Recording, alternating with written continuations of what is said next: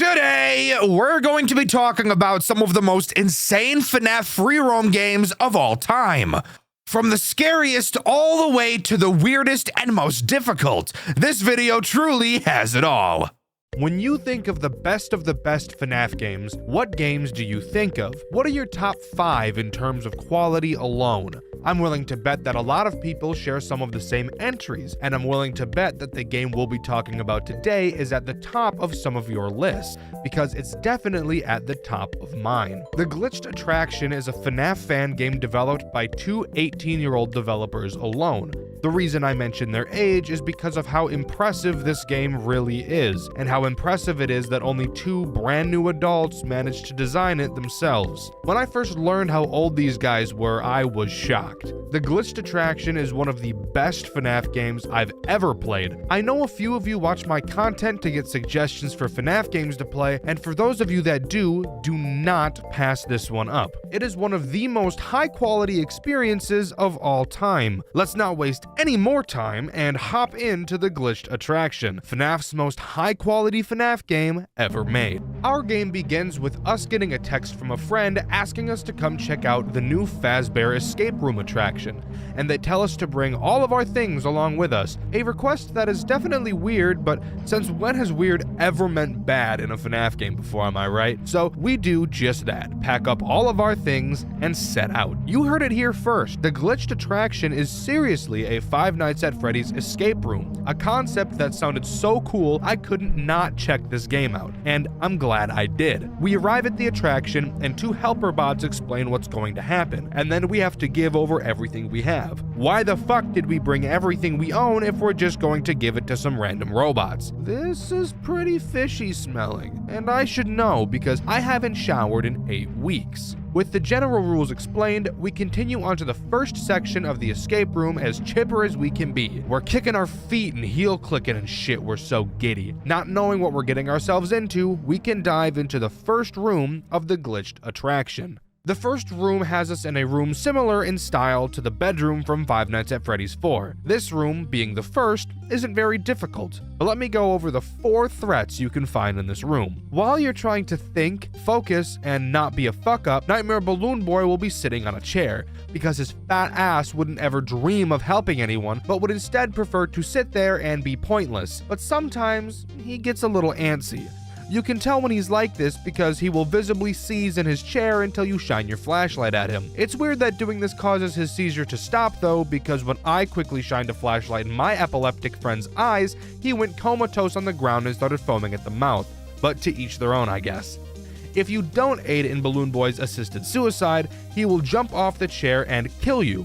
Something interesting I noted is that Balloon Boy actually makes no noise when he shakes, or even when he jumps off of his chair, leading to a majority of his jump scares feeling really awkward. I get why he doesn't make any noise, because it'd be way too easy to not lose track of him, but just something I thought I'd bring up. You'll realize there's a giant window in this room as well, which lets you see outside. Occasionally, you'll be able to see Nightmare Fredbear stalking you from between the trees. Little does he know that his eyes are actually signal beams as bright as those stupid fucking white LEDs that are now being put onto vehicles, so that when I'm driving at night, everybody's headlights look like they have their fucking brights on. So when I flash my brights at them indicating to turn theirs down, then they actually turn their brights on, which simulate what I can only imagine to be the lights of God. And then I feel like an asshole because I just flashed a guy who didn't have their brights on. Sorry to go off on a tangent like that. I just really had to get my frustration about LEDs on cars out of the way, and I really didn't have a good outlet to do so. Anyways, you'll see Fredbear slowly inch closer to your window throughout the challenge, and when he gets super close, you'll have to close the curtains until you hear him laugh, signaling to you that he's gone away, and then you can reopen the curtains. Why on earth do you not just choose to keep the curtains closed for the whole time then? I have no idea. It's not like we need the moonlight to see. The bots at the beginning gave us a fucking flashlight, but whatever, I guess. Speaking of your flashlight, little tiny stupid insignificant Freddles will periodically appear around your room. They make the same noise as they do in FNAF 4, so hearing them shouldn't be a problem, especially considering how god-awful annoying they sound. Shine your flashlight at them and bada bing bada boom, they go away. But if you let 3 stay in your room and assault your eardrums for too long, 2 of them will grab either one of your butt cheeks as the 3rd dives headfirst into your rectum. which some of you sick fucks may find pleasing, but I for one do not. The final threat you have to worry about is Night Marionette. If you somehow, by some miracle, haven't noticed in the footage I've been showing on screen so far, there is a giant hole busted into the wall of the room, which is very poorly boarded up. Why is it boarded up? I hear you asking. Oh yeah, forgot to mention, it's only because, Satan is in there with enough tentacles to make hentai for the next 9,000 years. But, putting that thought aside, Night Marionette will occasionally give a sound cue to let you know she's there. If you look at the hole, you'll be able to see those tentacles creeping out.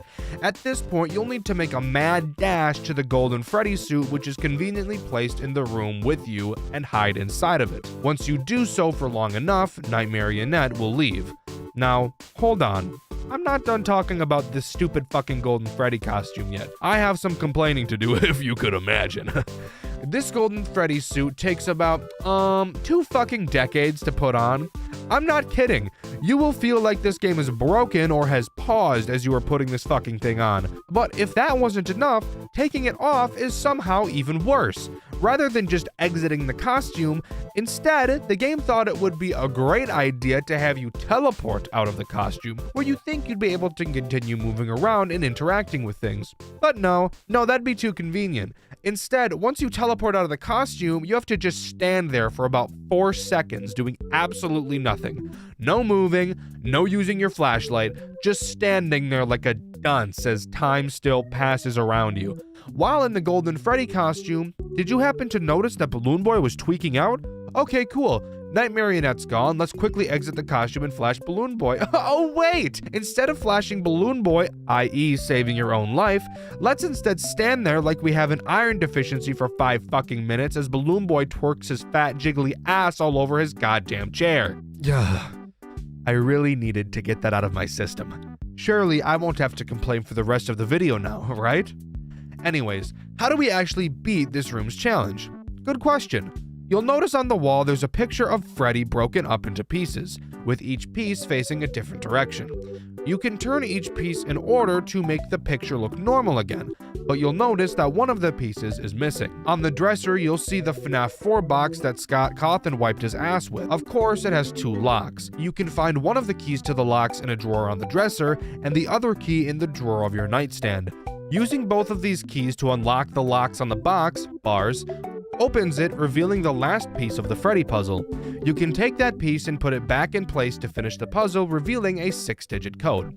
Quick tip, this number is randomized every time you play it, so no fast speed running for you, sucker. Going back to the nightstand, you can open a door to reveal a safe. You punch that 6-digit code into the safe, open it, and find a hammer. You can then use this hammer to take the nails off the wooden boards covering the closet door, then open the closet door and escape the bedroom. Do keep in mind that as you are trying to do this, you are getting fucked from all angles by about 179 different pieces of fuck. But overall, I think this is by far the easiest room to complete, which is probably how it should be given the fact that we have a lot more rooms to go through. Speaking of, let's get to the next one. The next room is much larger than the previous. This time there are only 3 threats: Toy Chica, Mangle, and the Cupcake. This room is basically a big circle. Chica will walk around the circle patrolling for you. If you get in her line of sight, she will start to chase you. If she catches you, she will throw the meanest right hook I've ever seen since Muzi. You can hide in any of the several lockers lining the walls, but be aware that not all lockers can open. And if you want to know something super awesome, which lockers open are randomized each time you play. Meaning if you lose a run, some of the lockers you hid in before probably will be locked this time. Isn't that awesome? The Cupcake will also patrol around, but he is much less important. He himself can't end your run, but if you're not watching him and accidentally step on him, he will squeak, causing Chica to be alerted to your exact location. For me personally, I hate this type of mechanics in games. I want to note I don't think they're bad mechanics, I just don't like them. When there's a puzzle, I would like to be able to focus on the puzzle without having to worry about being chased at the same time. It also doesn't help that I don't handle being chased very well in any game, period. But it definitely doesn't help when I'm trying to focus on solving a puzzle on top of that. Just a me thing. But if that wasn't enough for my poor heart to handle, we have Mangle tacked on top of that. Mangle is hiding in the ceiling throughout the challenge. Occasionally, you will hear vent noises. When you do, that's when you know Mangle's about to drop down on yo ass.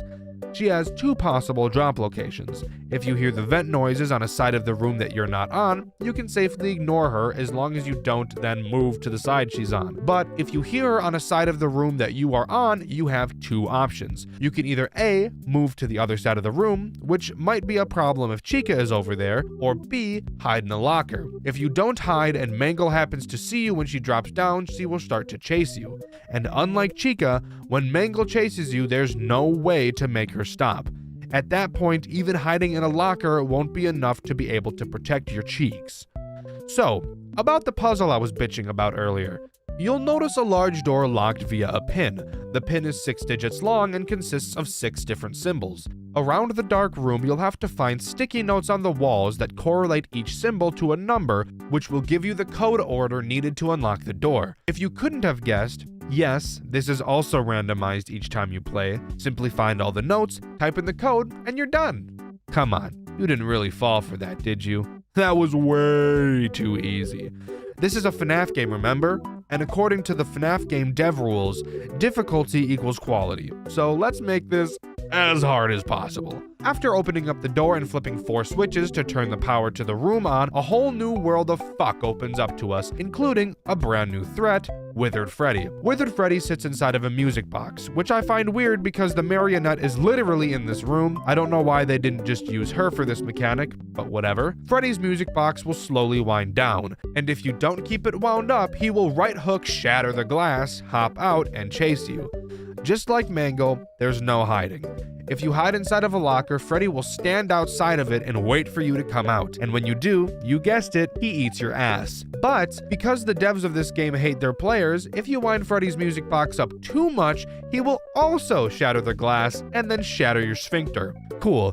As if this wasn't hard enough for poor old Dxtr to handle. What do we have to do now? Well, inside of the room you opened, there's some shit on the wall and we need to find some gears to make the contraption work. Again, you will just walk around the room and find all the needed gears and put them back in their place. Once you do, a door on the opposite side of the room will open and you'll have to make a sprint of fate over to it. And then finally, the room is complete. This room isn't bad by any stretch of the imagination. I actually really like the concept of adding another threat halfway through. I just personally hate it for reasons stated earlier, but that's just a skill issue on my part. Moving on. Do you like complex things? Well boy, do I have a treat for you. The third room challenge is a nightmare. Let's waste no time and do a Tolarian Community College level threat assessment. This room has 4 threats: Springtrap, Fredbear, Phantom Foxy, and Phantom Balloon Boy. Phantom Balloon Boy is simple, so let's cover him first. He works just as he does in Five Nights at Freddy's 3. He can randomly appear on any of the cameras. If you look at him on the camera for too long, he will jump scare you and cause a video error. Except the video error in this game just means that the camera he jump scared you on can never be used again for the rest of the run, which I promise you is a very bad thing, and the reason will be revealed later. Phantom Foxy can appear in any of the 2 doors connecting to your office. If you look at him for too long, he will charge at you and jump scare you, causing a level of hallucinations to appear. If too many levels of hallucinations appear at once, it's game over. Now, let's talk about the real threats of this night: Springtrap and Fredbear. Fredbear can be seen on the cameras and will attack either one of your doors. Do note that you can close these doors and they each have their own power supply. But Fredbear is unaffected by the doors and will break them down if they're in his way. You'll have to watch the cameras to see which door he will be attacking, and when you see him charging towards one, you will have to hide under the desk on the opposite side of the desk to where he is coming from in order to stay out of his line of sight when he enters your office. Eventually, he will leave and you'll be safe to come back out. Springtrap is a goofy little thing, to say the least. Springtrap will climb through any of 3 vents, which you can see on the cameras. 2 vents bring him to your respective office doors, and the 3rd leads to the vent that is directly above you. If you see Springtrap climbing through a door vent, you will have to simply close the door to the side he's going towards. If you see him climbing through a vent that brings him to the top of your office, you'll need to quickly turn off the power to the office and hide under your desk. He'll drop down, and once he can't see you because the lights are off, he will leave. You got all that down? Good. Because we have a whole load more of fuck to talk about next. That being, How do we escape this room? Well, the goal is to open a tiny vent near the ground beneath the TV screen. To start, you'll want to check near the desk to look for a code. It's random every time, and where it appears next to the desk is also random every time, so have fun. Once you get the code, you head over to the TV screen and press developer mode, and then type in the code you found in your office. This lets you activate developer mode, which opens up a door on the wall revealing a token. Keep in mind, all of the threats are active at this time. Using the token, you pop that puppy into the big arcade machine in your office, which promptly starts up a game. That's right, while defending yourself from an onslaught of fuck, you will also have to play an entirely other game at the same time. The game in question, Save the Children, is really just a bunch of fetch quests. To start, you'll talk to Balloon Boy, who is fishing and says he needs some balloons. By the way, if you couldn't have guessed, all of the items that you'll be collecting in this minigame will be in a random location every time you play, because God hates you. When you bring the balloons back to Balloon Boy, he will give you one of the fish he caught. Then you need to find Old Man Consequences and give him the fish, since the pond he's fishing in doesn't have any. Once you give him the fish, he gives you a lily pad for some fucking reason. Don't question it. We don't have time to question it, because I neglected to mention there's a fire spreading through the building as you're escaping, and if you take too long, it will reach your office and kill you. No, I'm not joking. Oh, and again, keep in mind, all of the threats I mentioned are still pulverizing your butthole. Once you have the lily pad, you'll take it back to Balloon Boy's pond and use it as a bridge to talk to this fucking robot thing. The robot says its watch is broken, so fuck you, go look for a clock. Once you find the clock and bring it back to the robot, he gives you a penguin, I think is what that thing is. Then you take the penguin over to Lolbit, who gives you a key to unlock a gate, which then leads you to an area where you need to unlock another gate. Yes, this minigame is still happening right now. You spelunk into a cave and talk to some dude who thinks the cave is too dark. You then have to leave the cave and go look for a torch, head all the way back and give the torch to him. He will then give you a key to unlock the other gate, and when you do, you'll exit the area, leading to a William Afton cutscene where he goes sicko mode inside of his Springlock suit. And finally, you have to sit there and wait as the game reboots. Again, we're on a time crunch, so your butthole will probably be puckered at this point. Again, threats are still up the wazoo right now, so don't get comfortable. Once the system reboots, you'll get another 5-digit code which you can use to unlock a box on the office desk, which reveals a key. You then use the key on a keyhole in the fucking wall for some reason, and at this point, no matter how much time you have left, the game will start to count down from 6. Once the fire reaches your office, the small vent I mentioned at the beginning of this room will finally open, and you'll be free to crawl through it, but not before Springtrap lunges out and grabs your ankle with lust in his eyes and shit. You quickly close the vent and decapitate that bitch, and finally, you complete the room. Holy shit, this room gave me a panic attack and made me shart my pants. Shall we begrudgingly move on to the next room? I think so. Let's keep this gravy train rolling. Do you enjoy having headaches? If you do, this next room is for you. Let's go over it together. I'll hold your hand. This room is made up of 2 hallways, 2 windows, and a bunch of screens, a small elevator, and a life-size 7-foot-tall Circus Baby animatronic. The goal of this room is to put Baby back together, but I'm getting ahead of myself. Let's first go over the threats this room has to offer. The first threat is Ballora. At times you will hear her music box begin to play. Depending on which side of the room you hear the music coming from, you'll need to go over to that side's hallway and press an electric shock button that will electrify the doorway, shocking Ballora and making her go away. If she gets in, I'm guessing you can figure out what happens next. Ballora is the easiest threat. What else is there? Well, the 2 other threats are Funtime Foxy and Funtime Freddy. Occasionally, you will hear a gurgling sound cue, letting you know something is wrong with either Foxy or Freddy. You will have to run over to the windows and turn on the light to their room to see where they are. Starting with Foxy, if you see him doing the thug shaker on stage, you just press his shock button, and he will go back to how he's supposed to be. Be careful though, if you shock him too many times for no reason, he'll eat your ass like it's an all-you-can-eat buffet. Freddy, on the other hand, is slightly different. His light button doesn't work. Similar to Sister Location, while looking at him, occasionally sparks will fly out of the wires in his room, briefly illuminating. In this small window of time, you'll be able to see where Freddy is located. He will slowly make his way towards the window, and if he gets too close, you guessed it, ass in his mouth, eating it like a cupcake. If you see Freddy getting too close for comfort, you press the tape symbol button, which will make Bon Bon tell Freddy to get the fuck back on stage. And he promptly will. Again, like Foxy, if you push the tape button too many times for no reason, It's time for the bite of 87 on your asshole. Now, back to putting baby back together to complete the night. You'll notice that baby is missing both arms and both legs. The first thing you'll need to do is find the baby chip hidden on the desk somewhere and plug it into the monitor. For some reason, we don't plug it into a computer, but I guess that's not really important now, is it? Once the monitor comes on, we need to call for baby's different pieces, starting with her arm. The general goal is to get each piece of her delivered and then fuse each of them to her body. Before I get to the fusing part of this process, let me bitch about the delivery process. So obviously, delivering the parts will take time, which isn't what we want because, as usual, we're on a timer here. And because of it, the devs thought it would be oh so funny to have some of the pieces come in broken. And once you put them on and try to fuse them, only then it will tell you it is broken and won't work. And you'll have to take the piece back off, return it, which also takes time, and then order and wait for another piece to be delivered. Why was this necessary, guys? What neuron fired off in your brain that made you think, how can I be Satan today? Anyways, let's talk about fusing, because this is really where the headache of this challenge comes into play.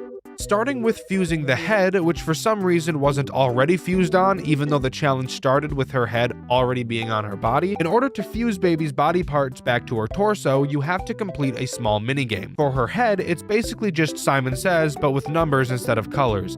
But don't worry, the devs weren't just being nice and thinking about colorblind people. We'll get to that in just a minute. This is by far the easiest and least time-consuming part to fuse, but if you mess up a pattern once, you'll have to completely restart the head fusing process. Let's move on to her arms.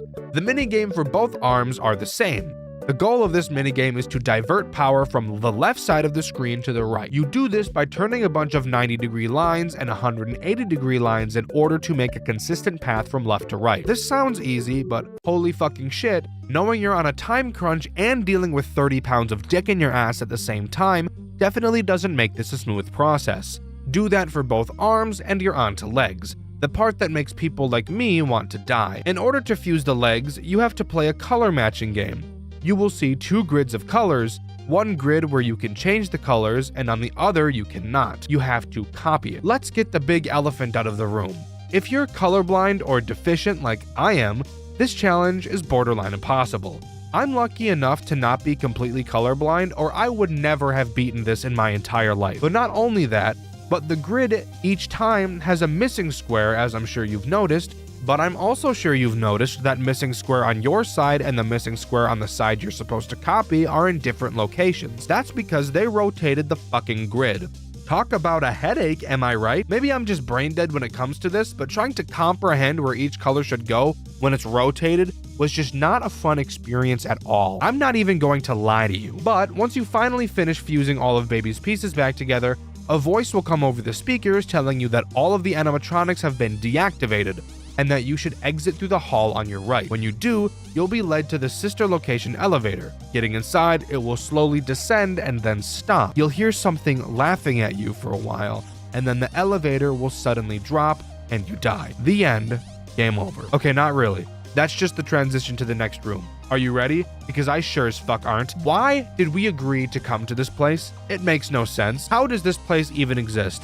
I could have died a solid 276 times at this point, and we're not even done yet. Someone needs to get this place investigated by the FBI because this is some bullshit. What a waste of a Saturday, am I right? Anyways, let's move on. After laying on the floor for approximately 8 days, we finally wake up from the fallen elevator. We walk past a large window and see the characters we just went up against. After the events of the last room, these little tiny robot things apparently grabbed all of the characters to bring them to the scooping room. And this room is presumably that. While we look across the floor of once familiar corpses, the bane of my existence and the shit in my diaper emerges from the tangled mess of wires. Ennard. This guy is the single reason why it took me so long to make this video. Why it took me a month to beat this game. For most, it certainly wouldn't have taken this long, but for me, oh my lord, this next room will give me flashbacks like Charlie in the Trees for the next 5 decades. And possibly until I reach my grave. Remember the second room? How I mentioned I don't handle being chased very well? This room made me question if I would be able to continue making videos on this channel. or if I would have to jump ships to another genre to make review videos about. I'm not kidding, not even a little bit. I originally intended to beat this game on stream on Dxtr Black, and you can still see my first stream about this game where I gave up on Room 2. Well, for the people who tuned into that stream, know now I didn't give up. But you should also be grateful that I didn't stream this entire process because I spent tens of hours trying to beat this next room alone. Let me explain why. Room 5 is the epitome of everything I hate in a horror game. Literally all the way down to the last detail. I'll give you a warning right now. This is 100% a me problem and is totally my subjective opinion. So, the only threat in this room is ennard. Thankfully, there aren't any more, but dear lord, ennard is all it needs. In terms of where we are story-wise, the elevator crashing was definitely not intended to happen, as upon beginning this room, we don't get a monitor telling us what our goals are. This is cool as a passing thought, but it's not really cool when you stop to think that there is absolutely nothing to explain what it is I need to do to complete the challenge. Upon beginning, we're given a wind to power flashlight and some writing on the wall telling us to light up a solar panel using the flashlight. Now, I'm already going to pause real quick. We're being shown a new mechanic, the wind up flashlight and solar panel. Cool. Now tell me, do you suspect we need to light up solar panels ever again in this entire challenge? Or the entire game? I'm assuming you said yes, but you'd be completely wrong. No, there's not a single other solar panel in this entire game. So please, tell me, why the fuck were we shown this? Showing us the flashlight makes sense, but there were countless other ways to do it in a much better way than showing us another mechanic that is never used again. This is exactly like the gun in Muzi. But continuing, once we light the solar panel, a large door opens and the challenge truly begins. The overall goal of this challenge is probably the easiest we've seen so far. It's broken up into 5 distinct tasks. Step 1, find a crowbar. Step 2, use the crowbar to force open a drawer near Kyle's desk to get a keycard. Step 3, use Kyle's keycard to open a door, allowing you to turn a generator on that powers computer monitors throughout the room. Step 4, find all 3 computers and input 3 colored fuses into each. The fuses are conveniently placed in boxes right next to the computers, so I appreciate that. And step 5, go back to the generator and turn on the central power, which opens the door, allowing you to climb a ladder and beat the challenge. Sounds simple, right? Well, yes. It is simple, but now I need to talk about the problem. Ennard. Ennard will be patrolling the giant maze of a room the entire time you are performing these tasks. If he sees you, he will begin to chase you. If you get caught, you will lose all progress you've made throughout the challenge. Let me tell you another fact. Unlike every room in this game so far, this room ain't small.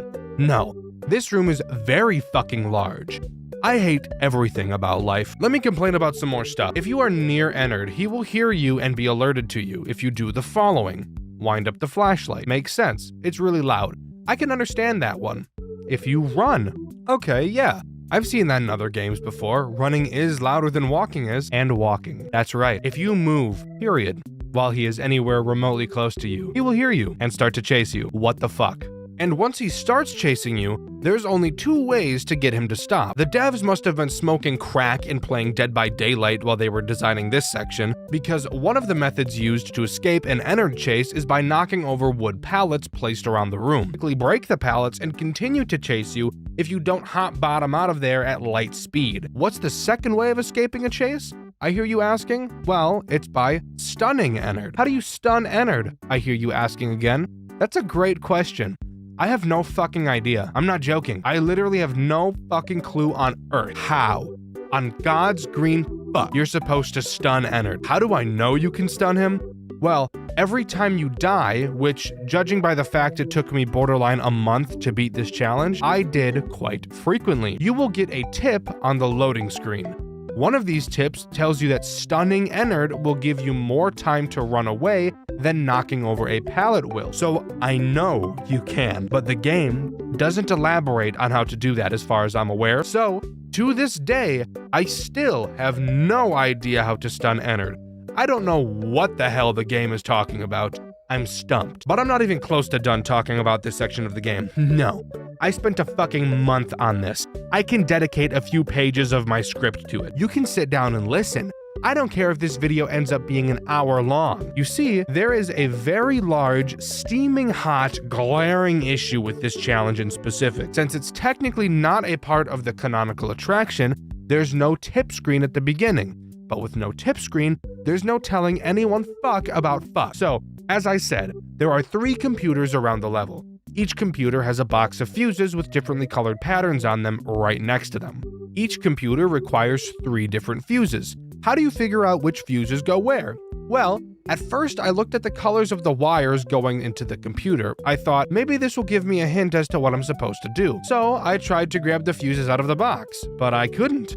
So then I thought, oh, maybe these aren't the fuses, and the actual fuses are randomly placed around the map. So I went to look. I looked, and I looked, and I looked, but I never found any fuses. Eventually, I died for probably the 48,000th time to see a tip appear on my screen. You won't be able to pick up fuses until you turn on the monitors. You didn't think to tell me that? You didn't think that was important information to give out earlier? This is why we need the fucking tip screen, asshole. But fuck me, whatever, sure. So then I started trying to figure out how to turn the monitors on. I tried seeing if I could press the buttons on the monitors, but that didn't work, so then I decided to try and find something else to do. Eventually, I found a note next to a door mentioning that Kyle leaves a keycard in his desk to open said door. Okay, cool. Something to do has just fallen into my lap. Let's go find Kyle's desk. Luckily for me, desks are in the same location every time you play, so we don't have to worry about those being randomized. After looking for a very long time, because again, I don't handle being chased well at all, it's like I fucking lock up and start freezing. I don't know what's wrong with me, I just can't handle it. So, most of the gameplay boiled down to me moving incredibly slowly and taking way more time than I ever needed to complete this challenge. But that's how I personally had to do this if I wanted to play it myself, which is also why the footage you're watching right now isn't mine.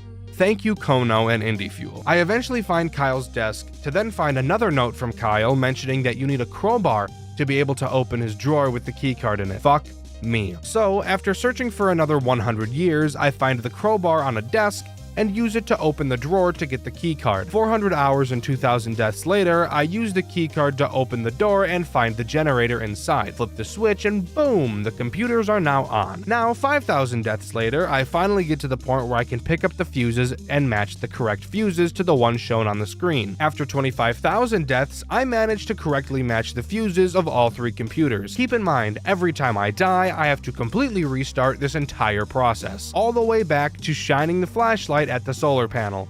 I'm on the verge of death. So finally, I make it back to the generator to turn it on and finish this godforsaken challenge. And I do, expecting the door next to it to open. It doesn't. Come in real close for me. Come in real close. This fucking door needs a separate key that spawns randomly in the level. I'm going to clench my teeth together so hard that they shatter into a fine powder. This right here is what took me the longest. So finally, after 100,000 deaths, I finally get the key to the generator to unlock the door. Come on real close again for me, real close one more time. Take a guess what's in this room. Is it the exit to let me move on to the next challenge? No, it's just fucking lore. I didn't know this while I was playing. I don't watch videos about the games I play, so I had no idea what was behind this fucking door. I know that's 100% my fault, but dear God, when I tell you how fucking pissed I was when I finally figured out this after hours upon hours of attempts,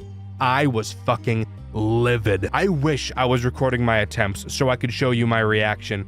You wanna know what happened after a reasonable crash out in this room? Ennard fucking walked in and killed me, making me start from the beginning again. Once again, I wasn't recording. However, this exact same thing happened to Markiplier, so I'll show you footage of this happening to him instead. Good. I was about to say, if that guy could have come in here, I would have been so mad. How could you ever get me in here? The amount of vulgarities that emerged from my lungs at a speed of Mach 50 in that moment was astronomical, enough to shake trees and shatter the sound barrier. I was fucking livid. But again, I know full well that this entire section, this entire 4 pages of my script is an experience that only I have had. Nobody else on Earth struggled with this challenge as much as I did. Nobody in history has ever spent a calendar month pouring attempts into this section of a game that should only take 20 minutes to complete. I know it's a skill issue, and a very hard skill issue at that, but I could not, under any circumstance, neglect to mention how bullshit of an experience I had. I hope you enjoyed this segment. I eventually found the door to the generator, opened it, and climbed up the ladder into the next challenge of this godforsaken fuck-ass game. From one anxiety attack to another, let's talk about room 6. 6 divided by 2 is 3, and that's how many threats we have to talk about in this level. Awesome segue, Dxtr. Thanks, Dxtr. The first threat we'll talk about is Molten Freddy. Molten Freddy can appear in one of 2 vents occasionally. When you hear or see him in one, you'll have to break your mouse and spam click a lever in the vent to blind him with a light more powerful than the sun. Every time you flash him, he gets slightly pushed back, which leads to you spending an infuriating amount of time spamming the fucking lever to make him go away. The next threat is Scrap Baby. As I'm sure you've noticed, we're locked inside a fenced area. On the outside of the fence is a forest, and occasionally you'll be able to see Baby limping her way out from between the trees towards your fence. When she gets to the fence, she'll hop that shit like an Olympic athlete and fuck your shit up. To stop her, you must go to this random screen in the wall and activate the repel system, which plays the most ear-piercing sound I've ever heard in my entire life. So I totally understand why that makes Baby go away. The final threat is Scrap Trap, who in my opinion is the stupidest looking FNAF character ever designed. You can see Scrap Trap sitting on a chair down a long hallway. You must watch him closely as he will slowly start to move until his head is eventually in an upright position. When it is, you must use the same screen you used for Baby, but instead close the door and use the call system to lure him to you. After waiting what will feel like an eternity, you will be able to hear him stand up from the chair and sprint like Usain Bolt towards the door, and pound on it like he's on speed. Then he will go back to the chair and you can open the door and turn off the call system. By the way, the call system is also the worst sound I've ever heard in my whole life. Thank you for asking. That may not sound all bad, but having to deal with all 3 of these fuckers and do the other bullshit we have to do, I promise it will become difficult to manage. So what is it we have to do? Well, the goal is to remove the chains from a fence gate so that we can open it. Simple enough. To start, you'll notice another screen different from the one used to defend yourself. On it, you'll find the opening minigame from Five Nights at Freddy's Pizzeria Simulator. You will need to complete 4 levels of this game, which in and of itself isn't a hard challenge, but when the music is pretty loud, listening for the other characters can be a problem, especially when Scrap Trap doesn't make any noise until it's already too late. After beating this game, you will unlock a prize that we can't access at this moment, so we'll get back to it in a second. Afterwards, you'll need to look around your surroundings to find 2 pieces of paper with a number ranging from 1 to 3 on them, accompanied by a silhouette of a FNAF character. You can use these pieces of paper to input a code into this little toy thing. I don't know what this thing is, if I'm being honest. You only need 2 pieces of the code because you can just brute force the last one. After getting the code correct, a key will emerge. Take that key and run down the hall and unlock a door to the right of Scrap Trap. This is personally where I think this level gets specifically hard, since we'll be spending most of our time in here now, meaning we won't be able to hear Scrap Trap and Molten Freddy. So if you forget to check on them, it's basically GG's. Inside this new room, we can finally obtain the prize we got from beating the Pizzeria Simulator minigame, a Faz coin. You'll notice a projector that's projecting a cut-up piece of paper on the wall. If you pull a lever on the same wall, this tiny little Freddy I can't remember the name of will try to read the projection. But he obviously won't be able to do so because it's only a small piece of a paper, you fucking idiot. Using the Faz coin, you can go back into Scrap Trap's room and insert it into Rockstar Freddy's stomach, and then press 3 buttons on his body in an order listed on a piece of paper. This makes sense, by the way. This will cause his mouth to open, revealing the other pieces of paper you need. Slap those bitches on the projector and put them together like a puzzle, which, side note, is a pain in the ass for no reason. The controls are super janky. Slap the lever with your big Coke can penis, and have bitch Freddy read it. When he does, a door next to Rockstar Freddy will open with some bolt cutters inside. You can use these bolt cutters to cut the chains off of the fence and escape this level. This level might not seem as difficult as some of the other ones have, and while none of these levels are particularly difficult in terms of what you literally have to do, all of the levels, and this one specifically, build up so much stress and really test your nerve control. After jumping down some weird looking cellar door, we enter a new room with a computer in it.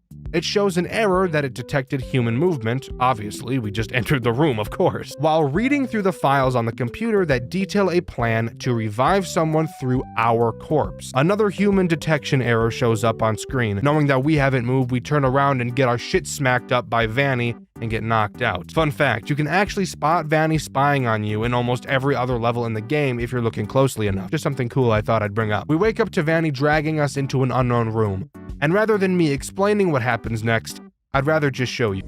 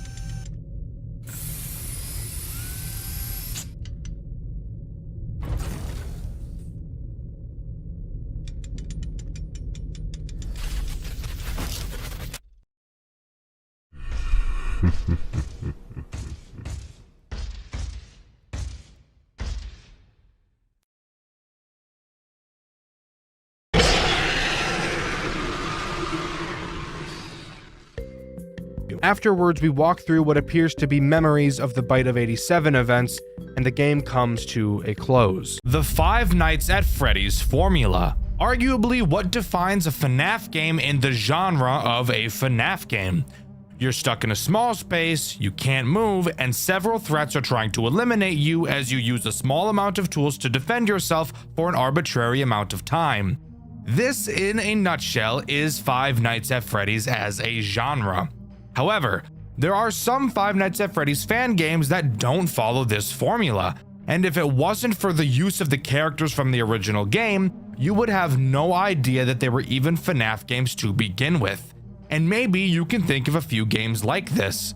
The game I'll be covering today is another one of those games, a game so unique, so good, that if it didn't use official FNAF characters, it could easily be its own fantastic survival horror experience.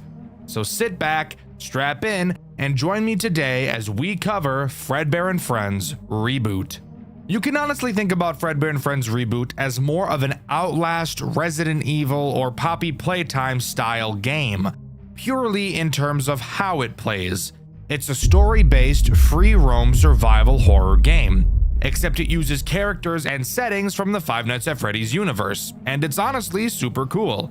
We play as a guy named Thomas. When this game takes place, the Fredbear and Friends restaurant had been closed for over 26 years, and together with our friends Chris, Ashley, and Richard, they all decided it'd be a great idea to do some urban exploring in the now abandoned building, not knowing that they were about to walk into a sick and sadistic death trap, the likes of which they'd never experienced before.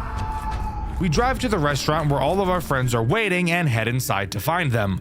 We all talk about what the plan is, and it seems like they don't even fucking have one. So like, why are we even here? No matter, we decide to all split up like Scooby and the gang to explore faster, something I would never agree to do because this building is so dark I can barely see 10 feet in front of me. So, to solve the darkness problem, Richard finds the power room as we enter the office of the building. Successfully turning the power on, I ask the question, is it even possible for a building 26 years abandoned to even be able to have power? That's a genuine question, by the way. I mean, I guess it makes sense, but like, who's paying that bill? The city? I have no idea. After having our fun in the office, we meet back up with our bald friend Chris. I know being bald isn't a crucial plot point, but a plot point I found relevant to point out. Like, imagine being bald. Couldn't be me. I have luscious locks.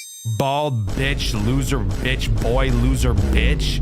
Chris tells us he wants to continue exploring to find out more about this place, which I call bullshit on because this bald loser is sitting down and is actually not exploring a damn thing. Heading back to the office, we find 2 documents for Chris since he's too lazy to go look for himself.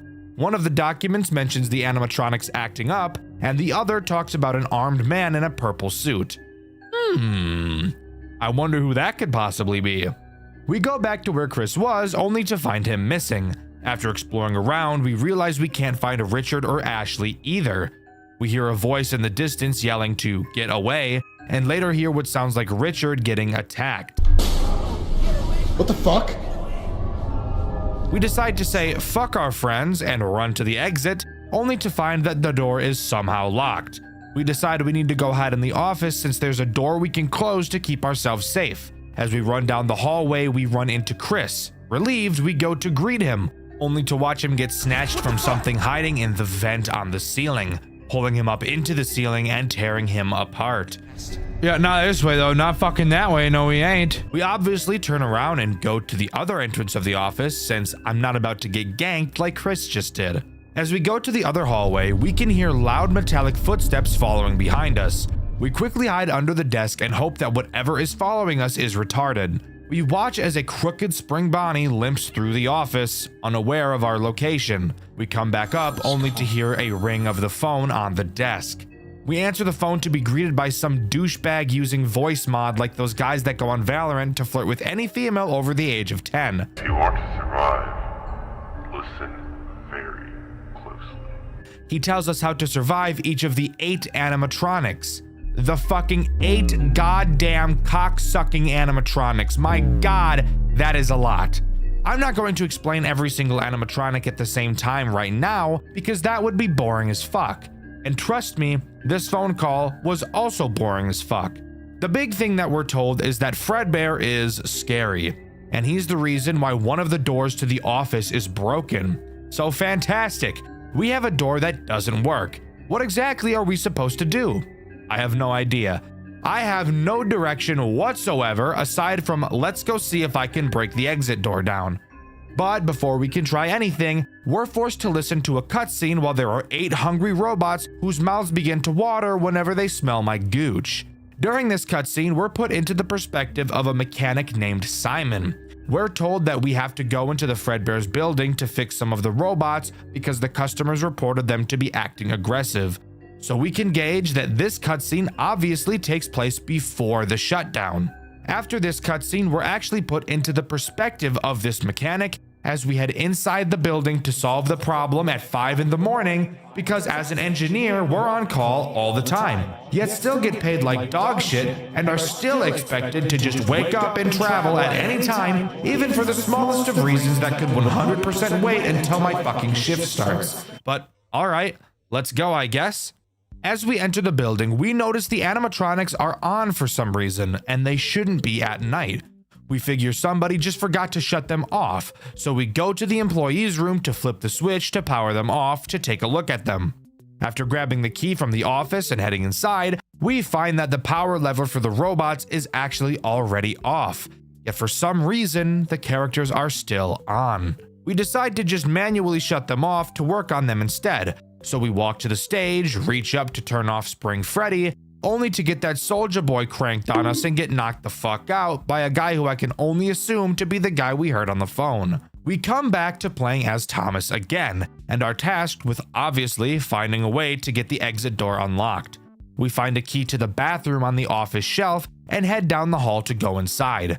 Inside of the bathroom, we find a hammer that we hope we can use to break the lock on the exit door. However, as we exit the bathroom, we see the non-attractive, fat-ass version of Chica heading in our direction, so we quickly jump inside of one of the stalls to hide. We hold our breath as Chica passes by and quickly run out to the exit door. We break the handle to the door and open it, seeing the final exit door. We don't get far before Foxy jumps out at us for some fucking reason. This door was locked? Why the hell was Foxy on the other side of it? Oh well, what the fuck ever. It's a little bit more important right now that we run away from the murder robot behind us. We run back to the employee room and hide behind a shelf. Foxy walks inside, but before he can find us, he hears a noise coming from the door inside of the room. Opening it, he finds who I can only assume to be Richard and jumps him like he's in Detroit. We take this chance to book it back to the exit. As we run, we hear Richard getting torn apart, screaming.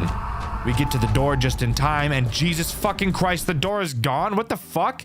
Let's ignore the fact that this doesn't make sense, because I don't think I need to explain to you why a door disappearing doesn't make sense.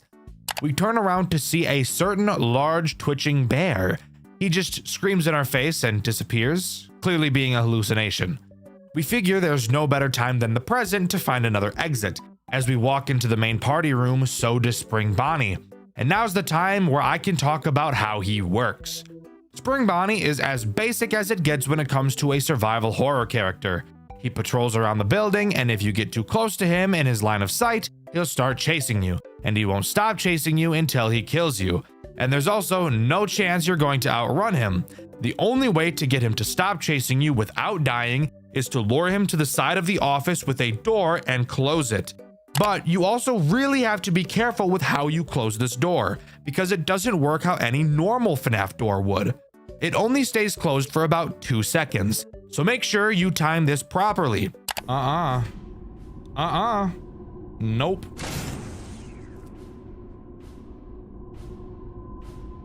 Oh! I closed it! I fucking closed it! I fucking closed it! I fucking closed it! I'm dead. I'm dead as shit. If you do, Spring Bonnie should be teleported to a different room in the building. We maneuver our way around Spring Bonnie and eventually make it to the other exit of the building, only to find that the door is missing too. Isn't life just so awesome sometimes? It's at this moment we hear Richard scream, which confuses me because I thought Richard just got killed by Foxy. So if who we heard just now was Richard, then who did Foxy just kill? It couldn't have been Chris, because we saw Chris get killed by the fucker in the vents. It also couldn't be Ashley, because it was 100% the scream of a man. And it can't be the engineer, because he entered the building in that cutscene 26 or more years ago. This is not important at all, so let's actually continue talking about what's happening, shall we? We head back to the office where we heard the scream, only to find nobody there. We figure for some reason we should go back to the employee room. Why? Ask Shitlips Thomas, because I can't figure out a good reason to go back there, but apparently he's the FNAF expert and not me. Before we can continue, we get another engineer cutscene.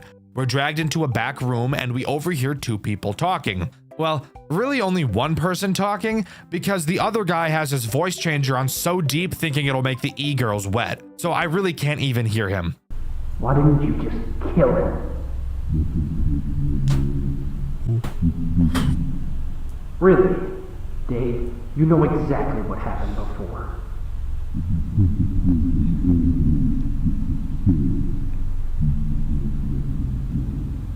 The voice I can hear sounds suspiciously like the guy on the phone who called us here at 5 in the fucking morning. He tells voice changer guy that he should just kill us so we don't get away like the other engineer and spread the word about what they're doing. After not doing it, the phone guy decides to just do it himself, so he enters the room and stabs us to death. Fantastic. I really shouldn't have lived in Chicago. Everyone in Chicago gets stabbed. Going back to the employee room, we find the corpse of a police officer. Seeing that his radio had been taken, we now know that whoever is behind this really knows what they're doing. But we figure that because a police officer went missing, that other officers will be arriving at some point to look for him. So knowing all we have to do is survive, this game's most agonizing survival section finally begins. And I get to explain what all of the characters do in grueling detail, because they're all laid on us at the exact same time, and we're just supposed to remember what they all do from the 2-minute phone call we got 15 minutes ago. Hooray. Alright, well, the goal is easy. Just survive until 6 AM without getting found by any of the animatronics. Sounds simple enough. All we have to do is track all of their movements and learn their patterns, and then find a spot in the massive 3D environment where none of the characters ever have a line of sight to, right? Almost, but not really, because one main character. Bonnie. Bonnie is this game's way of preventing you from doing exactly that. On certain time intervals, Bonnie will emerge from the room where the puppet is. Yes, by the way, the puppet is in this game. Don't think too much about it. There are a lot of characters from a lot of different FNAF time periods in this game, so just shut up. Anyways, Bonnie will exit this room and make his way to the employee room to turn the puppet control lever on. Once it's on, the puppet will begin moving on a track across the ceiling that leads to a door which has some chains on it. Why are there chains on this door? Well, it's to hold back and stop the big bastard himself, Fredbear. If the puppet makes it all the way to this door, it will break it down and allow Fredbear to come out. And spoiler alert, Fredbear always knows where you are, and if he gets out, you will 100% die, because as mentioned earlier, he doesn't care about the doors, and he is faster than you are. So, all you have to do to prevent this from happening is go into the employee room and turn off the puppet control lever whenever Bonnie turns it on. This leads to you needing to be moving around pretty consistently throughout this night. Why do that when you could just hide right outside of this room, or maybe even inside of it? Well, that's where Spring Bonnie comes back in. Spring Bonnie, and in fact every character during this section, has a very specific movement pattern that they will walk in. And thank God they do, because memorizing these patterns is the only reason I ever completed this section. Spring Bonnie has the habit of walking into literally every single room in the building, and his line of sight is really large, so you will have to always maneuver around him. Also, if that wasn't awesome enough, with every hour that passes during this section, each animatronic will become more and more agile, which really just means their line of sight increases. Chica is the next character I want to quickly mention, and she is pretty boring as a character. She's just Spring Bonnie, except her path doesn't cover as much ground as his does. Her line of sight also appears to be a lot smaller than his, so that's good news, I suppose. She does go through the main party room a bit during her cycle, and that will become important later when I go over my amazing strategy. Let's cover Freddy next, as he will probably cause you the least amount of issues out of every character in this game. Freddy will randomly spawn in random rooms, typically next to the doorways. All you have to do is not walk directly into him. He won't chase you, but if you get too close, he'll instantly kill you. So really just make sure you're watching where you're going. Mangle isn't that terrible either. Side note, I know its name in the game isn't actually Mangle, but fuck you. It looks just like her, and it crawls through the fucking vents like Mangle, so I'm calling it Mangle. Mangle is also the one that killed Chris in that cutscene earlier too, by the way. Mangle is also incredibly easy to deal with. On the floors and ceilings of certain rooms, there will be large vents. Occasionally, you may notice wires coming out from those vents. That means that Mangle is waiting there, and if you walk by, she'll snatch you up. So once again, just like Freddy, open your eyes and you'll be just fine. Foxy is the only real problem during this night, as he's a random character with no pathing, and is also super easy to forget about. Foxy has the chance to be hiding behind any doorway at any time. The only way to tell if he's there is by standing next to the doorway and listening for quiet breathing. For some reason, you can't just move to one side of the door and check if he's standing there, since you literally can't see him even if he is there, which is something I died to in my playthrough, and you can see that over on my second channel, Dxtr Black. That's really all of the problems to worry about during this night, but Bonnie is obviously the most dangerous. So, how should you go about pulling this off? Well, when this game first came out, there was a super awesome glitch you could use to cheese this entire section. If you remember where we hid from Foxy during a cutscene, you used to be able to hide in the exact same spot, and both Bonnie and Spring Bonnie, aka the only characters that enter the employee room, wouldn't be able to see you hiding there. And since it's in the employee room, it was right next to the puppet control switch, so you could beat the entire section just by standing in one spot. Unfortunately for me, I didn't get the luxury of being able to do that, as in the newer version of this game, during this section only, an invisible wall is placed there to block your path. So I had to play the legitimate way. This is when I started to develop my strategy. I'm gonna be so real with you, it took me about 45 minutes to complete this section. I am complete ass at these types of games, which is why I never play them. I personally really dislike the mechanic of every enemy is patrolling randomly and will chase you when seen, but you also have a bunch of bullshit to do at the same time. I know it's a common mechanic, but it's just never something I was able to get into, mainly because I don't take being chased very well at all, so it just kind of gives me a lot of anxiety. Here's how this section can be beaten 100% of the time for anyone who struggles with things like this, like I do. I came up with this myself. I'm super proud of myself. I did no walkthrough because I'm the best. The first step is to run out of the employee room as fast as you can and get to the far corner of the main party room to the left of the main stage. You have to be fast because Spring Bonnie will enter this room quickly after. While in this corner, both Spring Bonnie and Bonnie will never be able to see you, which is huge since this location also gives you an easy view of both of them since they enter through the door on your left. Once in this corner, Spring Bonnie will soon pass by. After a while, Bonnie will enter the room. Bonnie is slow as shit, so this will take a while. But once you see him, you can start following him. Bonnie doesn't care so much about killing you as he does flipping the puppet switch, so you can actually get pretty close behind him. Creep, creep, creep, creep. That's the sound I make. Creep, creep, creep. You gotta match your steps with his, bro.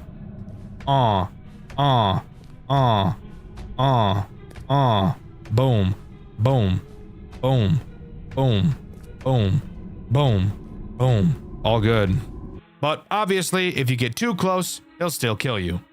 Once Bonnie leaves the main party room to enter the hallway, Spring Bonnie should be up near the office, so you don't have to worry about him. Take the time it takes for Bonnie to enter the employee room and flip the switch to stand by the doorway to listen for Foxy. Once Bonnie flips the switch, quickly enter the employee room and turn it off. After Bonnie flips the switch, he will exit the room through a door you can't even open, so you don't have to worry about him turning around. After flipping the switch, you want to run back to the main party room. At this point, Chica should be inside. She will walk around the tables and exit the room through the door that both Bonnies enter through. Simply be slow and follow her. Once she leaves the room, go back into the far left corner again. This is now going to begin the second cycle. This time, since the paths that Bonnie and Spring Bonnie take are much different in length, they will be a lot closer together. Bonnie will enter the room first this time, with Spring Bonnie directly behind him. Once Spring Bonnie goes up and around the tables, you can start slowly following Bonnie. At this point, you'll have to be patient, since Spring Bonnie will enter the entrance room, then travel back into the party room, and then go into the hall to the employee room. Then we'll travel to the office. So you will hear Bonnie flip the switch, and you will have to wait probably 30 to 45 seconds before you can switch it back, because if you're too fast, Spring Bonnie will see you. If you sneak past him while he's in the entrance room, it appears that Foxy will always be behind the door to the hallway and you will die. So it's your best bet to just wait for Spring Bonnie to finish this cycle and start walking to the office. I recommend waiting directly in front of the stage during this section since he won't be able to see you. Once he goes down the hall, quickly run into the employee room and flip the switch. Then quickly run back into the party room and go right into the exit doorway. Chica will be entering the party room at this point, and if you're any closer to the stage, she will see you. Once she walks around the tables, once again, you can follow her out and go back to the hiding spot in the far left corner. Now, the third cycle gets a little bit scary, so be ready. Bonnie will soon enter the room again, with Spring Bonnie fairly close behind. However, there is enough room between Bonnie and Spring Bonnie for you to be able to get in between them. Closely follow behind Bonnie and Spring Bonnie will enter the party room. Continue to follow Bonnie into the employee room and shut the switch off immediately after Bonnie turns it on. Immediately run back to the entrance of the party room. At this point, Spring Bonnie should be walking into the exit room. You can take this small window of time to run to the front of the stage. Spring Bonnie will enter the hallway, and once he does, you're safe to go back to the exit doorway. Since Spring Bonnie is near the office, you don't need to go back to the corner. In fact, you actually shouldn't, because Chica will follow behind Bonnie. Bonnie will once again pass you, and you can once again follow him into the employee room and shut the switch. After flipping this switch, this final time, you're home free. Simply sit in the employee room and this nightmare of a section will come to an end. And the best part is, since the movement of almost all of the characters is scripted, you'll be able to use this method to beat this section of the game every single time without fail. I hope you enjoyed this overtly long explanation section. It's easily what took me the longest to do while playing this game, so I figured I should devote a long time in the script talking about it. Let me know what you think. After beating this section, we get a cutscene where we're running down the hallway, being chased by Spring Bonnie. We get into the office and close the door on him, which literally cuts the fucker in half. I love this. This is peak. Absolute cinema. As we turn around, Foxy charges at us, but luckily, the animatronic power gets shut off and Foxy shuts down right in front of us. Walking down the broken doors hallway, we see a deactivated Freddy and Chica tries to kill us, only to get powered off at the same time, which actually scared me in my playthrough, which you can find on my second channel, Dxtr Black. We continue to explore the now eerily quiet building. Going back to the exit, we fall to our knees, only for a door to appear in front of us, locked by a code. A voice comes over the intercoms that sounds weirdly like the guy that killed the engineer in a previous cutscene. He tells us that he's impressed by our work and that the animatronics we faced thus far will be deactivated for the remainder of our stay, aside from 2, who he calls his favorites. It's now up to us to figure out the code. We find a piece of paper on the wall that says "Find me." Not totally sure what the hell that means. We wander around into the puppet room where we find writing on the wall saying "It's me." Next to this message, we find another piece of paper saying "My back is to the corner." After reading this note, the 2 threats of this section activate: Fredbear and Mangle. Again, Mangle acts a bit differently, so let's talk about her first. This time, she's no longer in the vents. She's walking around the building. If she sees you, she'll roar like a dinosaur. And if you don't get out of her line of sight in 4 seconds, she'll start chasing you. And she won't stop until she catches you. So just like, run, I guess, bozo. Fredbear, on the other hand, should be scary. But because of an item we got at the beginning of this segment, he really isn't. At the start of this section, we're given a taser. Fredbear will always know where you are and will constantly be crip walking towards you. Except, Fredbear while walking is very slow, so you can easily stay away from him. Every once in a while, he will also roar for some reason, and will then begin to charge at you. While he's charging, he will be faster than you, but when he gets close, use your taser to stun him and he'll go back to walking. So avoiding the threats on this segment is honestly a cakewalk compared to what we had to deal with during the last section. Now, I had a stroke trying to figure out what "my back is to the corner" meant. What you have to do is find Freddy, since his back is to the corner of the wall. Except not really, because his back is just to the wall, not really the corner. Regardless, on his back is another note stating camera 2. I've neglected to mention the cameras thus far, but that's because they're literally completely useless for the most part. Throughout the building, there are several monitor stands where you can place your monitor, because I guess you can't just hold a fucking iPad with your hands. You instead need a holder like a toddler who blares annoying ass YouTube videos while in a public restaurant, and the parents just find nothing wrong with that since they'd rather have the internet raise them instead of them. Anyways, when you place the monitor down, you can look at the cameras. Big whoop. Using your eyes is better in a game like this because you can walk around freely. Regardless, looking at camera 2 now, we find another message saying "I'm here." Going to the location of camera 2, you'll find another note saying "Look up." On the ceiling, you'll find the number 7 and yet another note reading "Inside my head." What this means, if you weren't a genius like me, is that you have to go to Foxy in the office and look in his mouth. Inside, you'll find the number 3 and another note reading "Behind a curtain." Now, there are 3 curtains in this building, and you have to look at each of them in a specific order, which is dumb because all you're doing is looking behind them. Behind the last curtain, you'll see the number 7, and then some text reading "The safest place" will start flashing on your screen. Let's pause. I really don't understand why it wasn't just another note. This is supposed to be like an escape room set up by the guy that locked us in here. How the fuck was he able to make us hallucinate a phrase? I don't know. Let's move on. The safest place refers to the office. Going back to the office, we find another note reading "the second digit." Obviously, the second digit is the number 3, as it's the second digit we found on this little scavenger hunt. Finally, going back to the exit door, we can type in the code 6373. Fun fact, by the way, you can actually just type in this code at the start of this section if you don't want to go through all the bullshit I just explained, because there's no check here to see if you have or not. But after punching in the code, the door disappears. Opening another door that it was covering leads to another room with no fucking door. Falling to our knees again, all of a sudden the door reappears for some reason, and a bunch of police officers barge in past us, and we're taken out of the building to safety. After being rescued, we're shown a cutscene where Thomas is either being interviewed by police or is in a therapy session. I can't quite tell which one is correct. He freaks out about his friends being killed and then realizes he never heard anything from Ashley. No screams, no body found, nothing. This makes him tweak like when I'm in line at the grocery store and some 40-year-old mom pulls out her own grocery bags to save the environment. You want to know what I do when I see someone using their own bags in the grocery store? When it's my turn in line, I tell the bagger, hey, all my shit, double bag it. Anyways, after this cutscene, we're thrown into the credits. But that's not where this game comes to an end. We actually get a post-credit scene like it's a Marvel movie, where Thomas is in his room.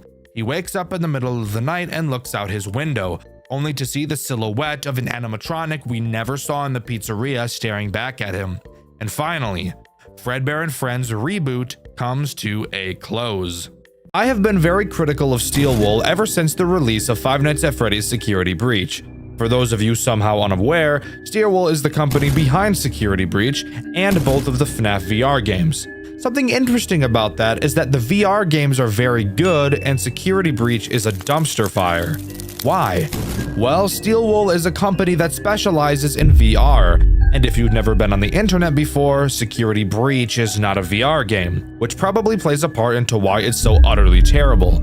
So, with Steel Wool announcing their new non-FNAF VR game, Secret of the Mimic, I had my standards so low to the ground it was in the Earth's core. I've recently played through the entire game on stream on my second channel, Dxtr Black. Upon completion, my conclusion was that the game was actually pretty good, and I ended up giving the game a 7 out of 10. Now pause! I beat the whole game in one 7-hour sitting, and if you were to have asked me 7 hours earlier if I would have given this game a 7 out of 10, I would have definitely said no. So, how did we get here? Why did I rate it this way? And the most important question of all, did Steel Wool learn from their mistakes in Security Breach? Let's begin with the opening of the game. We're in a Fazbear Entertainment van driving to a rundown factory that was previously owned by Edwin Murray, his costume factory, Murray's Costume Manor. We're told by the Fazbear Entertainment dispatcher over the phone that we have to go inside and retrieve a few things from one of our contractors, Edwin Murray. Upon entering the building, we're greeted to an opening show that's a little bit broken, probably because of how old and run down this building is. It is here where we learn two incredibly essential game mechanics. One, cranking a lever. This may seem stupid, but I promise you will be cranking levers in this game more than any other task, so really get used to it. And maybe learn that you need to crank the lever clockwise, not counterclockwise. I'll get to that a little bit later. The other major mechanic taught here is our door key. Think of this not really as a key, but more of a key card. On it, you'll see a display of 6 symbols. Each symbol acts as a different entry-level pass, and of course, at the beginning of the game, we only have the first. Next to many doors, there will be a keyhole with a glowing symbol that indicates which level of entry is required to open the door. Very simple mechanic. I'm sure I actually didn't even need to explain all that, but let's move on. Continuing into the next room, we get a great glance at one of my favorite parts of this game, the level of fear it initially invokes. There are several empty costumes throughout this giant building, and I mean several, like a shit ton, a fuckload. Not only are just seeing them around cool, but since the Mimic can enter any suit, and for a large majority of the game, the Mimic is the only actual threat to you, at any moment, any of the costumes you see could get up and begin to move. When I first heard of this mechanic before the game was released, I was actually really turned off to the idea, just from knowing how Steel Wool handled wandering animatronics in Security Breach. For those who don't know, in Security Breach, there are also several wandering animatronics that exist solely to piss me off. A lot of that game has you sneakily maneuvering around these characters as to not be seen. However, in Security Breach, Steel Wool had not figured out how to make good character AI whatsoever. The characters in Security Breach think much more like an AI than an actual real-life threat, which I guess technically makes sense, but it isn't actually fun as a gameplay experience. If getting chased by a character, you turn a corner and hide, the animatronic will more than likely be able to guess where you are and kill you. This is not fun. Imagine you're being chased by someone or something in real life. If you turn a corner and hide without them seeing where, the chances of them knowing where you are immediately are pretty much zero. This is why chases in Security Breach aren't fun. Another reason Security Breach characters fucking suck? Animatronic spawning habits. I stated that the characters wander around. However, I neglected to mention that they will always wander somewhere near the player. For example, If the animatronic is in one room, and you move to a room that is a very far distance away from the room the animatronic is in, it obviously wouldn't be very fun from a gameplay standpoint to still have the animatronic wander in that first room. So, how do you fix this issue? Either A, have the animatronic begin walking towards the room the player entered and then continue to aimlessly wander from there. Or B, teleport the animatronic into the new room away from the player and then continue to wander. Security Breach decided that option C was even better. Why teleport the animatronic into the room and away from the player when we could instead spawn the animatronic directly fucking behind them? No, I'm not joking. In my stream of Security Breach, I actually stopped playing because of these two enormous gameplay problems. You can't have a character that will know your location the moment they see you, and then also continuously spawn those characters directly behind the player to get them seen. This does not lead to a fun gameplay experience, it leads to an incredibly frustrating one. So, how does Secret of the Mimic use wandering animatronics? Well, this is actually a spot where Steel Wool learned a lot, and there is actually a very large improvement. So, the Mimic gets into a costume and begins to wander. Let's say it sees you and a chase ensues. If you were to turn a corner and leave its line of sight, instead of knowing exactly where you are like in Security Breach, it will instead mark the last point it saw you and move there.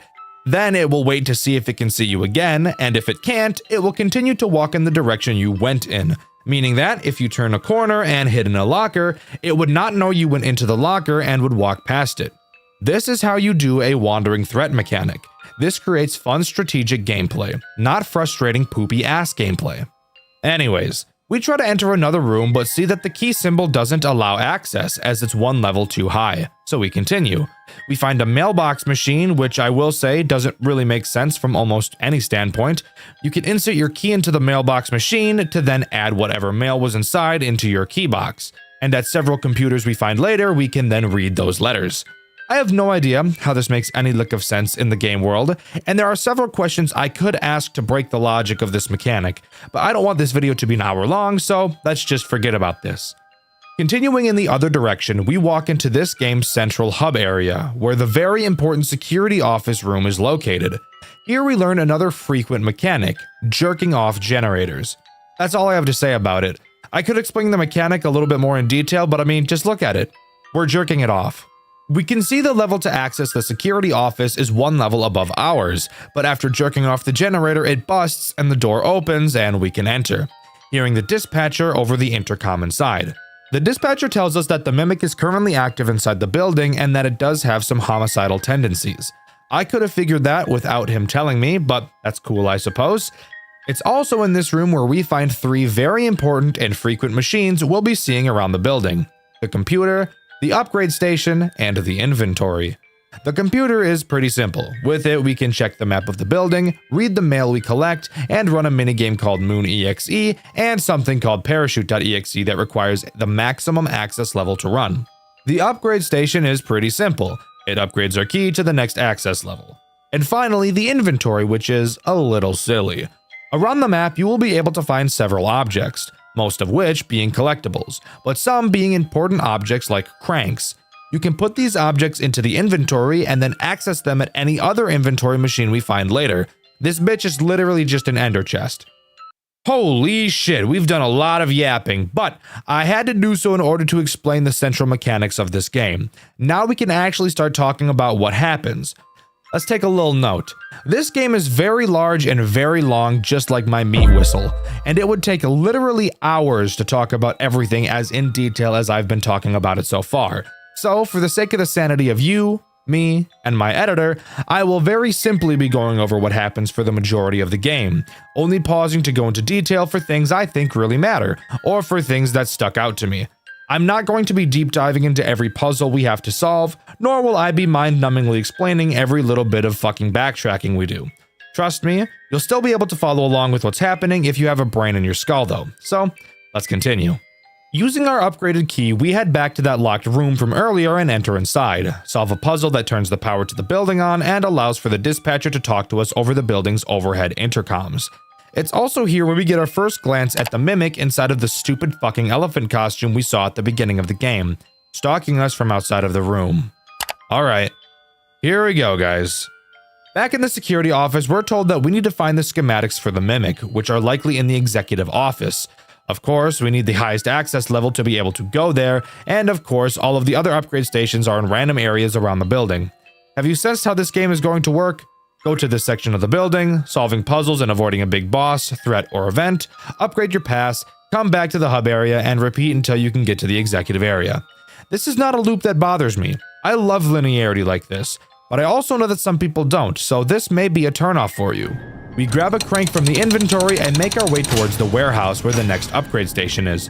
We use the crank to open this gate. Oh fuck, goddamn! Alright, shit, the first scripted chase in this game.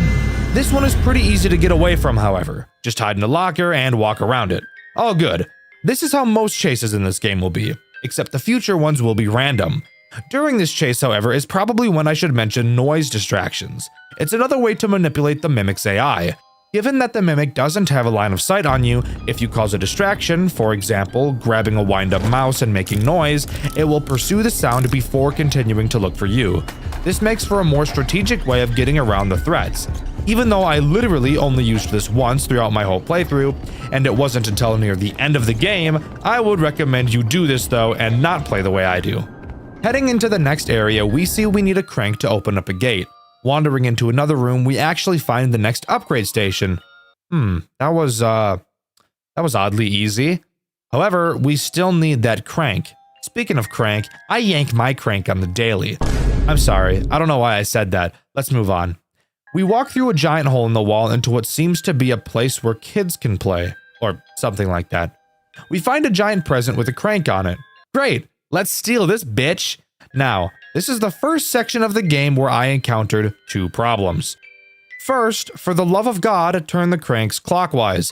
I turned this crank counterclockwise, and while it will still work if you choose to do this, you will have to crank it for about 19 times as long, so just how about we turn it the right way? After cranking enough, we see Jackie, a giant puppet, jump out of the box. Some might say she's a baddie. I for one know how to keep it in my pants, however. Also, in doing this, the crank broke off and we can use it to open that pesky gate. But pause, let's talk about how I soft-locked myself here and broke the game. When I first saw that we needed a crank to open the gate, I had not yet found the Jack-in-the-Box room. So what I did was go to the inventory and pull out the last crank that was inside, as I was just taught to do so in the section previously. After doing so, I let Jackie out of the box and retrieved the second crank, which fell on the floor. I decided I liked the new crank better because the handle was red.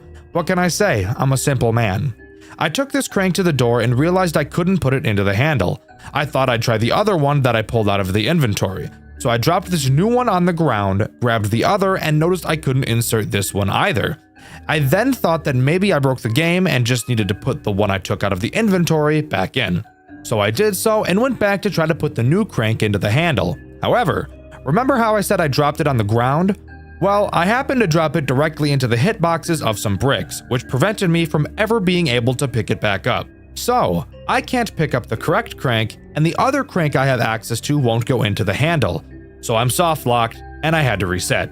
I didn't lose much progress, but I just find it odd that with a whole team of game testers, nobody ever thought to try this.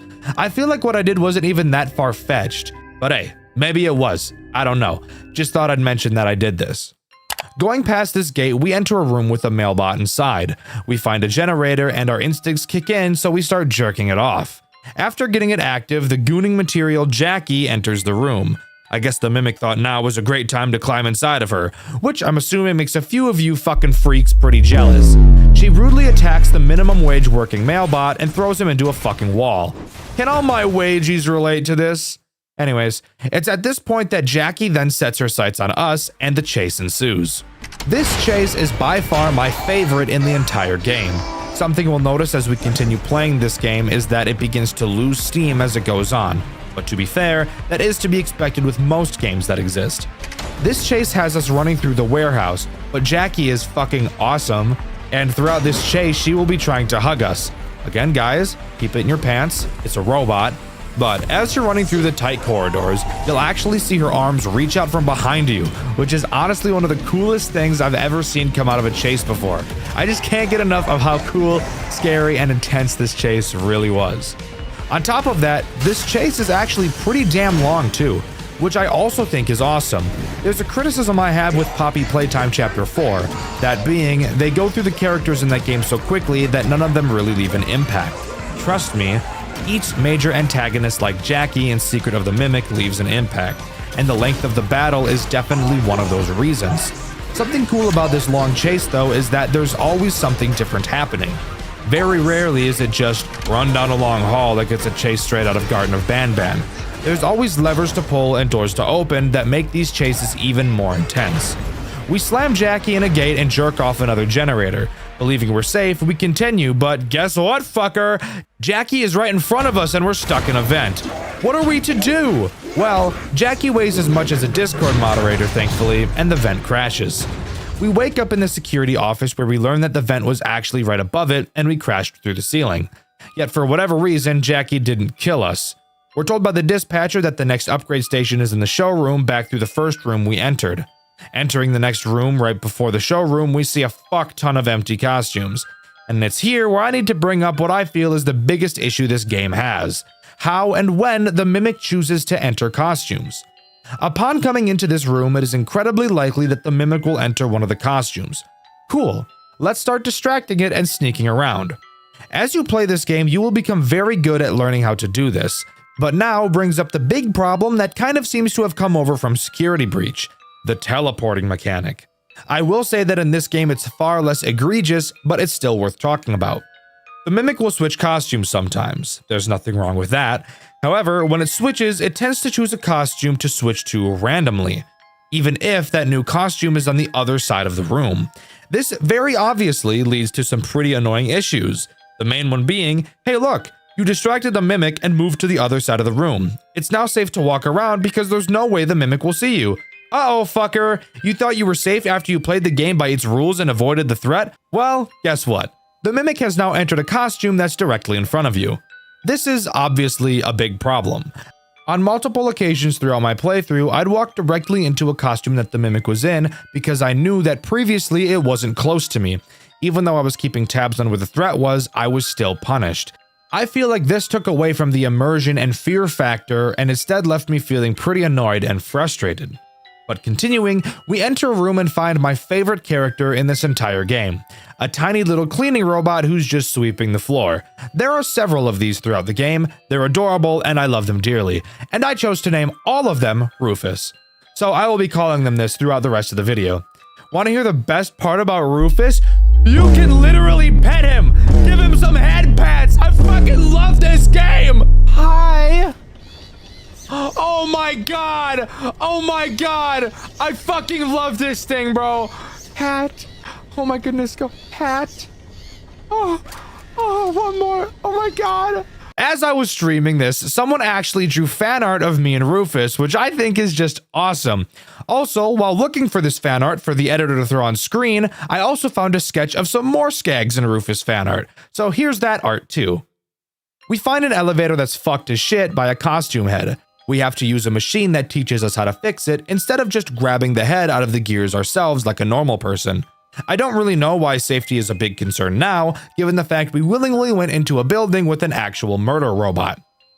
We have to retrieve the maintenance cassette to learn how to properly fix the elevator, which is conveniently located in a room approximately 95 football fields in length away.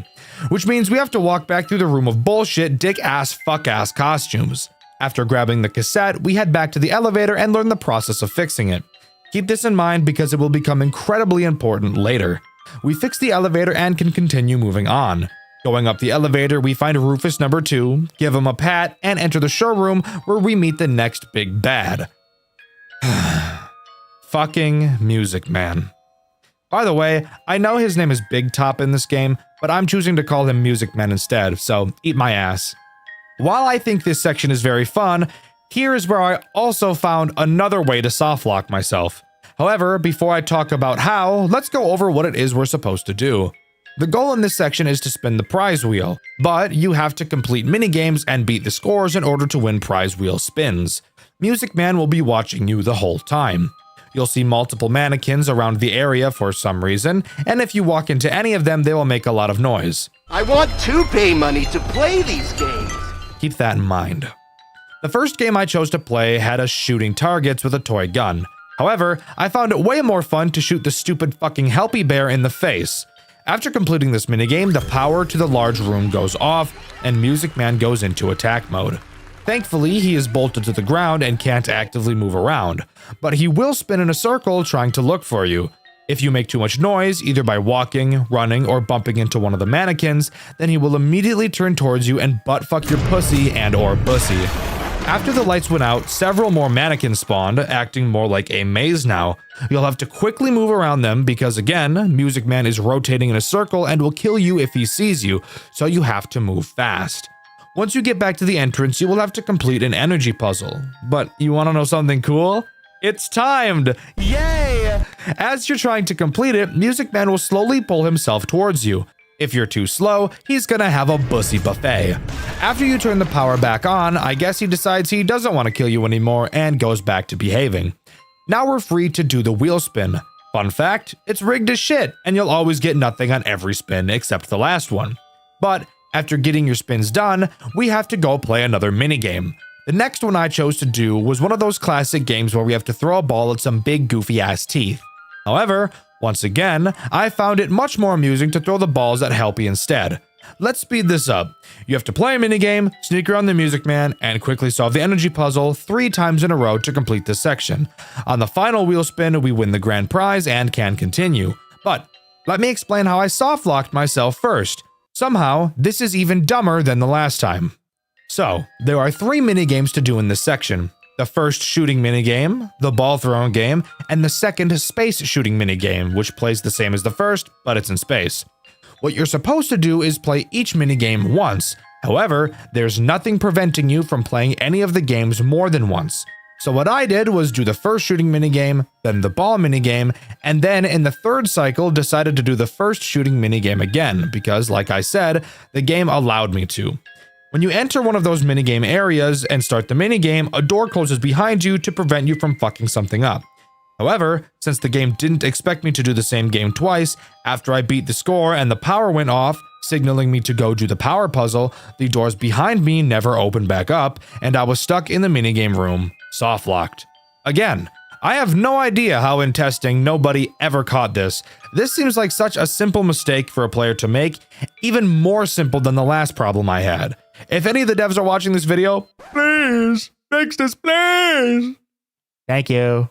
Anyways, after winning the grand prize, we can head up the stairs and hear a large crash. What the fuck? We look down where we were before and see that Music Man has broken himself off the floor and is nowhere to be found.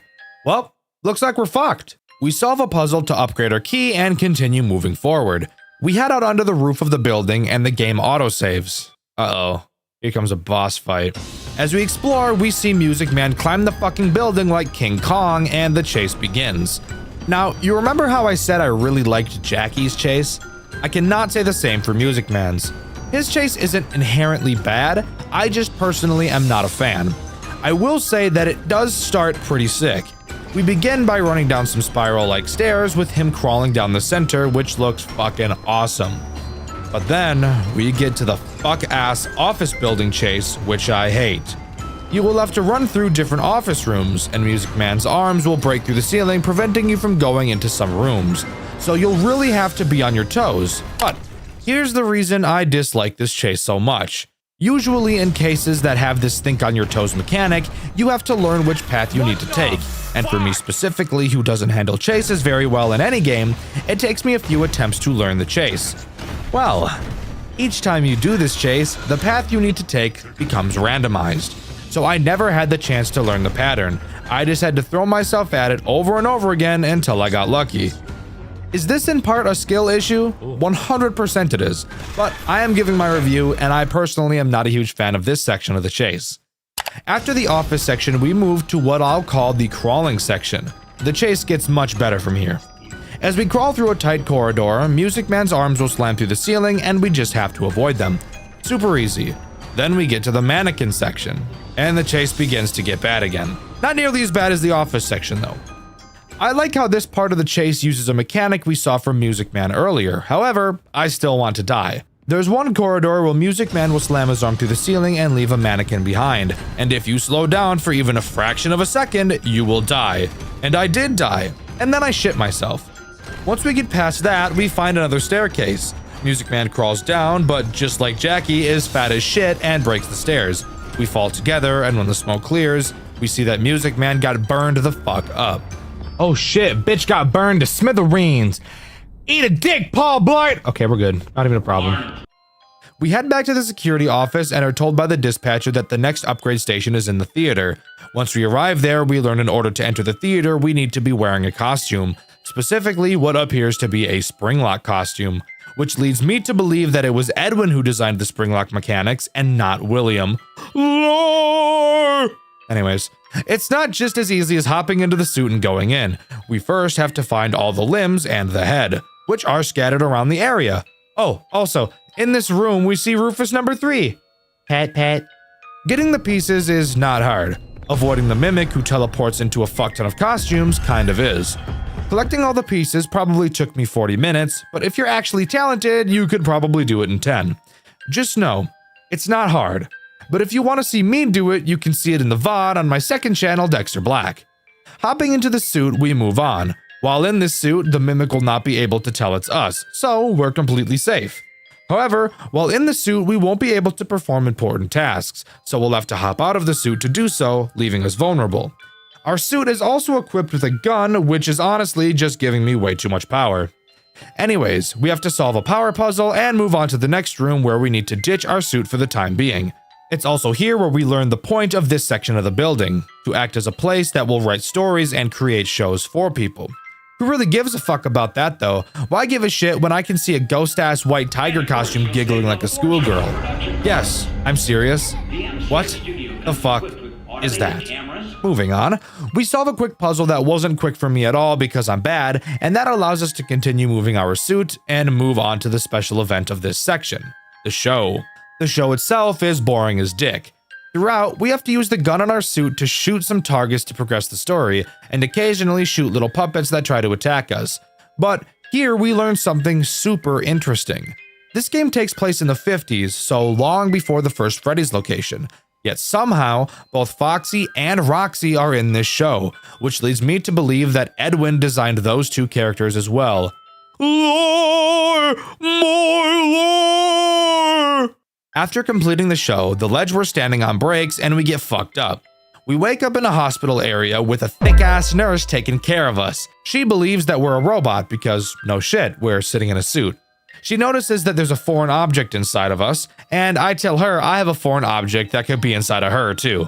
If you couldn't guess, Nurse Sweet Cheeks will be the boss of this section. While we move around, we see that she's stuck on a track, so great. Her movement is limited. Oh god damn it, she broke off the fucking track and is now free roaming. Fuck! Since the area we're in now in the building is a recycling center, in order to continue, we need to do some recycling. And of course, Nurse Boner Alert is roaming the whole time. This section isn't too hard, and I actually kind of liked it, even despite the fact it may seem like otherwise in the VOD on my second channel, Dxtr Black. Thankfully for us, I didn't softlock myself in this area this time. It's also in this area where we find the next upgrade station, and we're actually almost completely upgraded. After recycling all of the trash, the chase begins. This one is a bit different. It takes place on a conveyor belt that she's walking against. We have to shoot garbage out of some vents to fuck her ass up and push her into some lava. Wow, that was, actually surprisingly easy.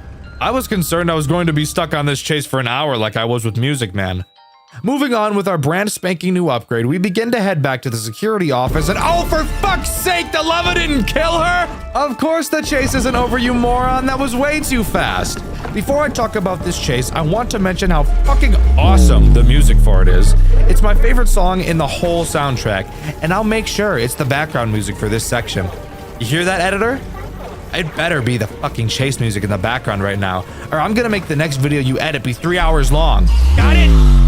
Alright, good boy. The chase continues through the recycling center, with some fun sneaking sections mixed in too. But what I really want to talk about is the elevator section. What I assumed was the end of the chase is when we entered the elevator and escape. The elevator breaks and we have to listen to Fiona, who we later find out is Edwin's wife, teach us how to fix it again. Remember how I said to remember the fixing section from earlier? This is why. After fixing the elevator, Nurse Hotbottom drops her fat ass cheeks on top of the elevator. And now we have to fix it again. But this time, we're against the clock for her pegging me. Yay! I'm so fucking excited to fix this elevator for the next half an hour. Yes, it actually took me that long. I'm so fucking terrible at playing games. In all reality, this section isn't hard. I'm actually just terrible.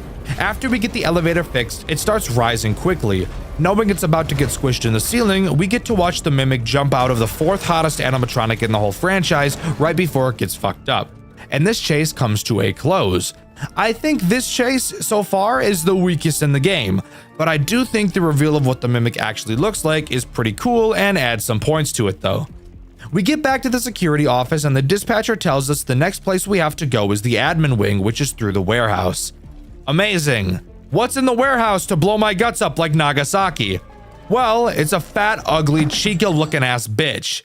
Actually, I liked this section. It was simple, yet straightforward. The goal is to find 3 pieces to a power puzzle, then solve it and vacate the area. The pieces are scattered throughout the warehouse, and the Chica ripoff is skating around trying to find you. Very simple, very fun, not much else to say about it. We head through the gate and move on to the next area, which contained a puzzle that gave me a terrible headache. I should note that throughout my playthrough, I decided that every time I died, I'd take a shot. And I died a lot. So, having to think hard on a puzzle this deep into the game in my state took a lot out of me. But after a bunch of trial and error, we made it work and could continue. Oh wait! I forgot to mention that after you do this puzzle once and get to the other side of the room, then you have to do it again. I want to kill myself. Moving on to the next room, we see Carl the Cupcake? What the fuck? Did Edwin design that too? Well, whatever. When you get close to a Carl, they will make a fuck ton of noise. I'm betting you can guess where this is going. The next area has apparently not ripoff Chica return, in a tight, cramped office area with a metric ass load of Carls around to ruin your day. I also want to mention that while playing this section, I got asked by someone in chat, quote, "If a femboy hit on you, would you fold?" This is not at all important to the gameplay one bit. Just thought I'd mention how weird you freaks are. Moving to the next room, we find Rufus number 4. Pet pet. We also find the next upgrade station, and I figured out that this section is the lore dump area of the game. Yay, my favorite, lore dumping! Anyways, it's at this point we enter the room we've been trying to get to this whole time and download the Mimic blueprints. A very small chase with Chica begins. You just crawl into a vent. Awesome. This is kind of where I feel the game really starts to lose steam and turn more into a lore festival than a game. Moving on to the next area, we find Rufus number 5. Pet pet. You might be wondering what the boss of this section is. No way it was Chica, right? You're correct. It most certainly was not Chica. We head underground into the darkest room of all time and learn that the major fight of this section is against the stupid white tiger ghost costume we saw earlier. The tiger teleports around and can't go into the light. Lights around the dark room turn off and on, so you have to dash from one section to the other. At the end of the mad dash, there's a glowing star, which is probably important to the lore in some way. You take that star through a fucked up maze, all while the tiger will randomly teleport in front of you, jump scaring you and making you restart. I'm not really the biggest fan of this section, I can't lie, so I'm gonna try to get through it as quickly as I can. After getting through the maze, you set the star back down and do another mad dash section. Do this mad dash to maze section 3 times, and we're done. Thank God. After this, we head to an elevator and all the way back up to the security office. The dispatcher tells us our work here is done, and we should put our key into the inventory and leave. Does this at all sound a bit suspicious to you? Well, who really cares? We're done. We put the key back in the inventory and walk out of the building. On the drive home, the dispatcher calls us and asks why he hasn't been able to get a hold of us for the last few hours. Confused, our character, whose name is fucking Arnold, by the way, horrible name. Anyway, sorry. Confused, Arnold tells the dispatcher that he's been talking to him the whole time, and that he just told him to put his key away. The dispatcher is confident that he never told Arnold to do this, and it's here where we learn that the Mimic had been mimicking the voice of the dispatcher throughout the intercoms throughout the entire game. The Mimic tricked us into giving it the blueprints so that it could destroy them. Looking behind us, we see the Mimic in the back of the van, and it attacks, and the game comes to a close, giving us the bad ending.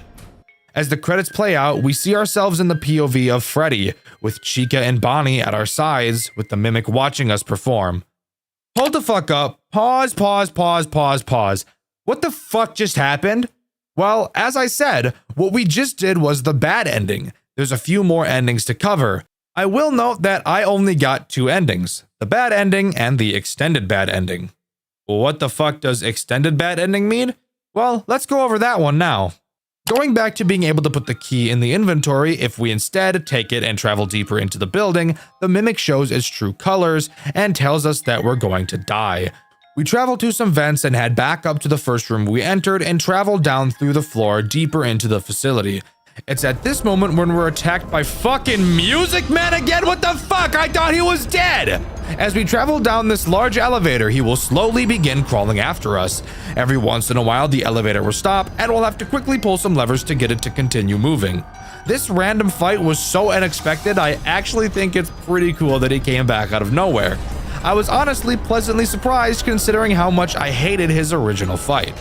After escaping, we enter a new room, seeing a massive Freddy head. The original Freddy. Remember, it's the 50s, years before the first Freddy's location, yet here he is. Why? Well, it's at this section we learn that Edwin was actually originally in charge of the Freddy Fazbear project, which is one of the craziest twists of all fucking time. But I'm gonna be real, it also makes the entirety of the lore all the more confusing. Oh yeah, also, Rufus number 6. Pet. Moving on, we enter the room where we ended at in the bad ending, seeing Bonnie and Chica half-built performing on stage. But wait, they were way more built than this at the end of the bad ending. Does that mean that the mimic finished building them during that ending? Keep that thought in the back of your head. Going to a computer, we activate the stage lights to watch the show, and the mimic crawls out of the pile of endoskeletons. Not in a costume, just a jumbled mess of fuck. This section confused me a little bit, but it's actually pretty cool. We have to get to the office in the back room, but the mimic will close the doors when we get near them. This is literally just Five Nights at Freddy's 1, but in reverse, where the mimic is trying to keep us out of the office. It's actually so fucking cool. Around the room there are 2 Springlock costumes, one of Bub, a boss from FNAF World, which is weird, and another of Monty from Security Breach. Holy fucking shit, how many things did Edwin create? This is insane! What you have to do is get in the Springlock costumes and leave them next to the doors. This will make the mimic close the doors and waste power. However, you'll notice when you bring the first Springlock to the door, the fake dispatcher says, "It cannot see you in the suit, but I can." That's right. The fake dispatcher actually isn't the mimic. So, who could it be? After leaving both suits at the doors, 2 more doors open, revealing that there are an additional 2 doors we need to block with 2 more Springlock suits. Awesome! As we walk to the next set of doors, the fake dispatcher voice starts to change into a more female-sounding voice. Power. It will trap us both down here in the dark. Isn't that interesting? The remaining 2 Springlock suits are Lefty. What? Nah, just kidding. I'm pretty sure this is just Fredbear. And the other appears to be Spring Bonnie. Are we serious? Did Edwin literally just create everything by himself? Did William just steal every idea from him? This is so fucking weird. It's completely flipping everything we know about the lore on its head. After blocking the remaining 2 doors, the fake dispatcher opens them, revealing that it's been Fiona, Edwin's wife, that's been talking to us the entire time. As a machine? I'm so sorry. I really have no fucking idea what's going on. I know I'm really bad at explaining lore, but I'm trying my best. It seems like Fiona has turned into a goddamn robot. I'm assuming at some point she died to something and Edwin was like, fuck that, I want a robot wife now, and somehow put her soul into this machine in the building or some shit. I don't really know, guys. I'm sorry. Fiona tells us we have to head to their house, which is apparently in the fucking building underground for some reason. Literally, what the fuck is going on? Fiona tells us that Edwin abandoned her and their son David by doing nothing but working non-stop. Originally, the mimic was supposed to entertain David while Edwin was working, but at some point it gained homicidal tendencies for some reason. Please, correct me on anything I'm wrong about in the comments, guys. I'm pretty sure most theories I'm going to attempt to form in this video will be incorrect as fuck. We travel into the house section and have to collect a bunch of film reels scattered around while avoiding the mimic. At the end of each film reel is a number, and matching the color of the reel to the colors of the letters in the name David visible on a picture on the projector, we'll be able to figure out the code to open a door that's located upstairs. Just don't question it, guys. Just go with it at this point. The FNAF lore hasn't made any sense since Ultimate Custom Night anyways. In these tapes, we see Edwin's neglect for his wife and son, and in one tape, see that the fucking mimic is Fiona? What the fuck is happening right now?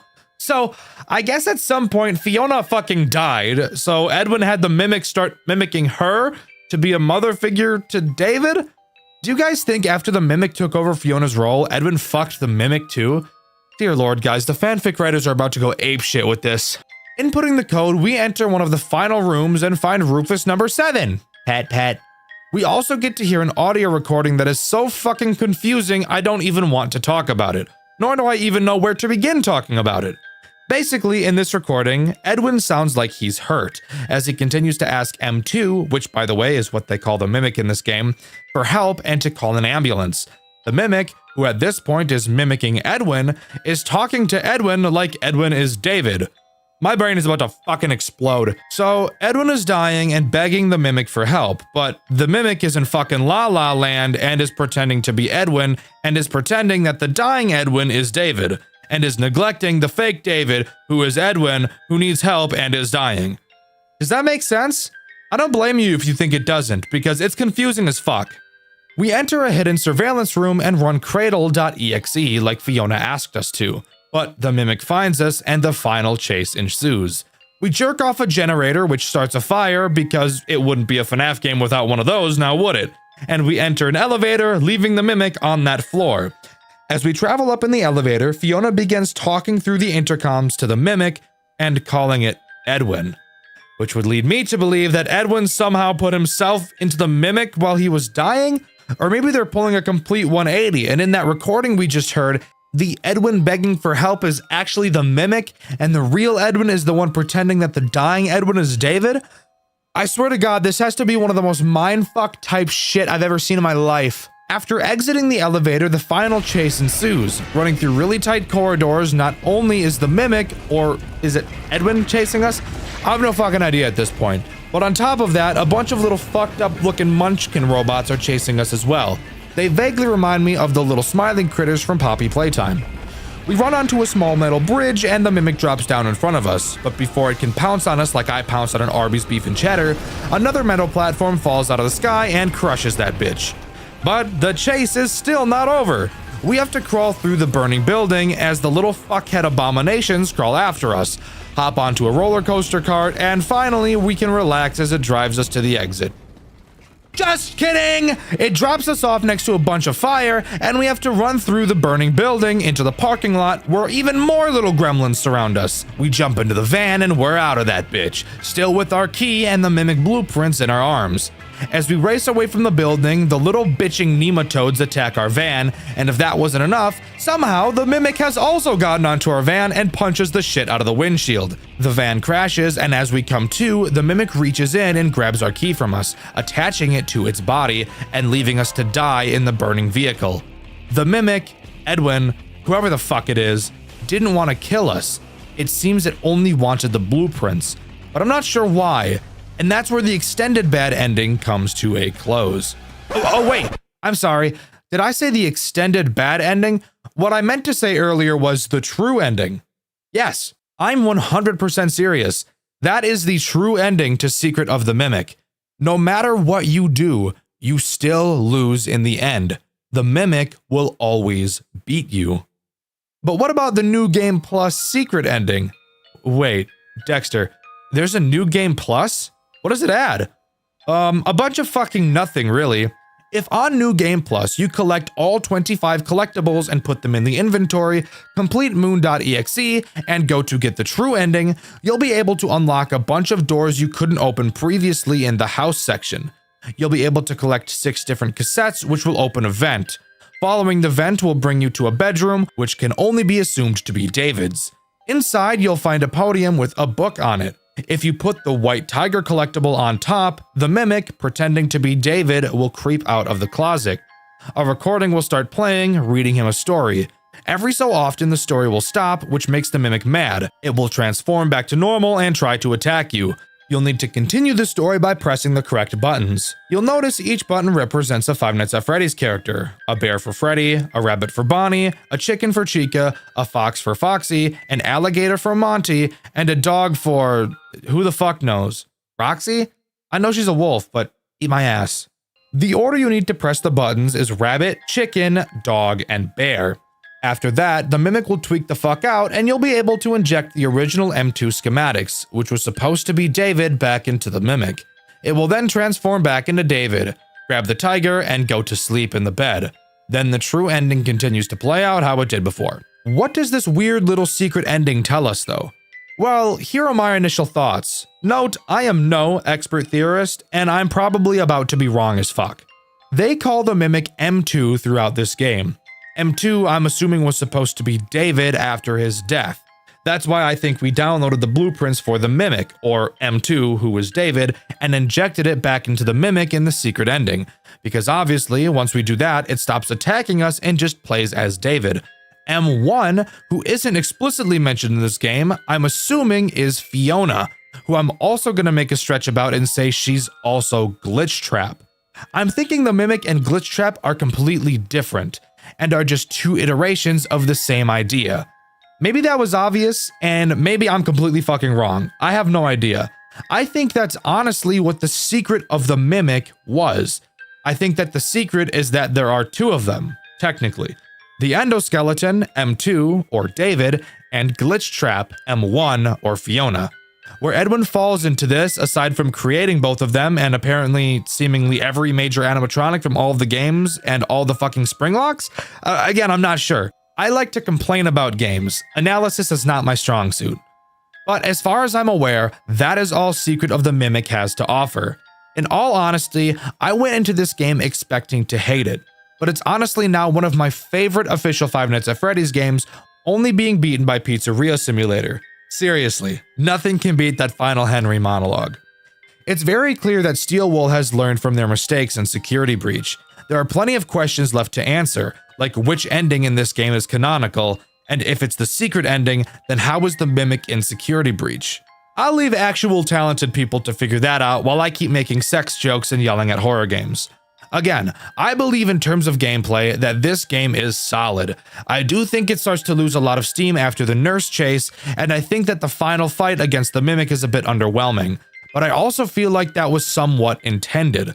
Of course we were supposed to lose. We know the Mimic appears in later games. There was never a way to properly defeat it.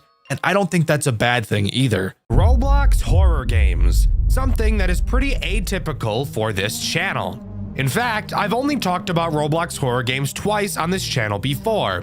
One video being about Rainbow Friends and the other about Pressure. However, recently I've been getting suggested a couple Roblox FNAF games to play. I always knew there were FNAF games on Roblox. In fact, there's a couple of Roblox games that place really high on the official Max Mode list. Of course, I did always intend on getting around to playing these games, and if you follow Dxtr Black, you'll see that I have played a couple, and the game that we're covering here today is one of those games.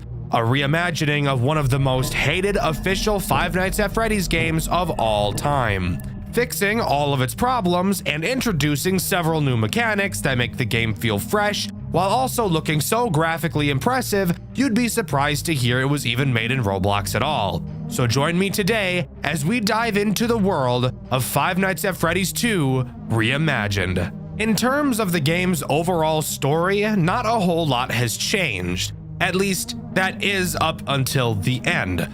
We'll obviously talk about that later, so if you were hoping for a massive lore dump, hate to break it to you, it's pretty much just the official lore with a few changes.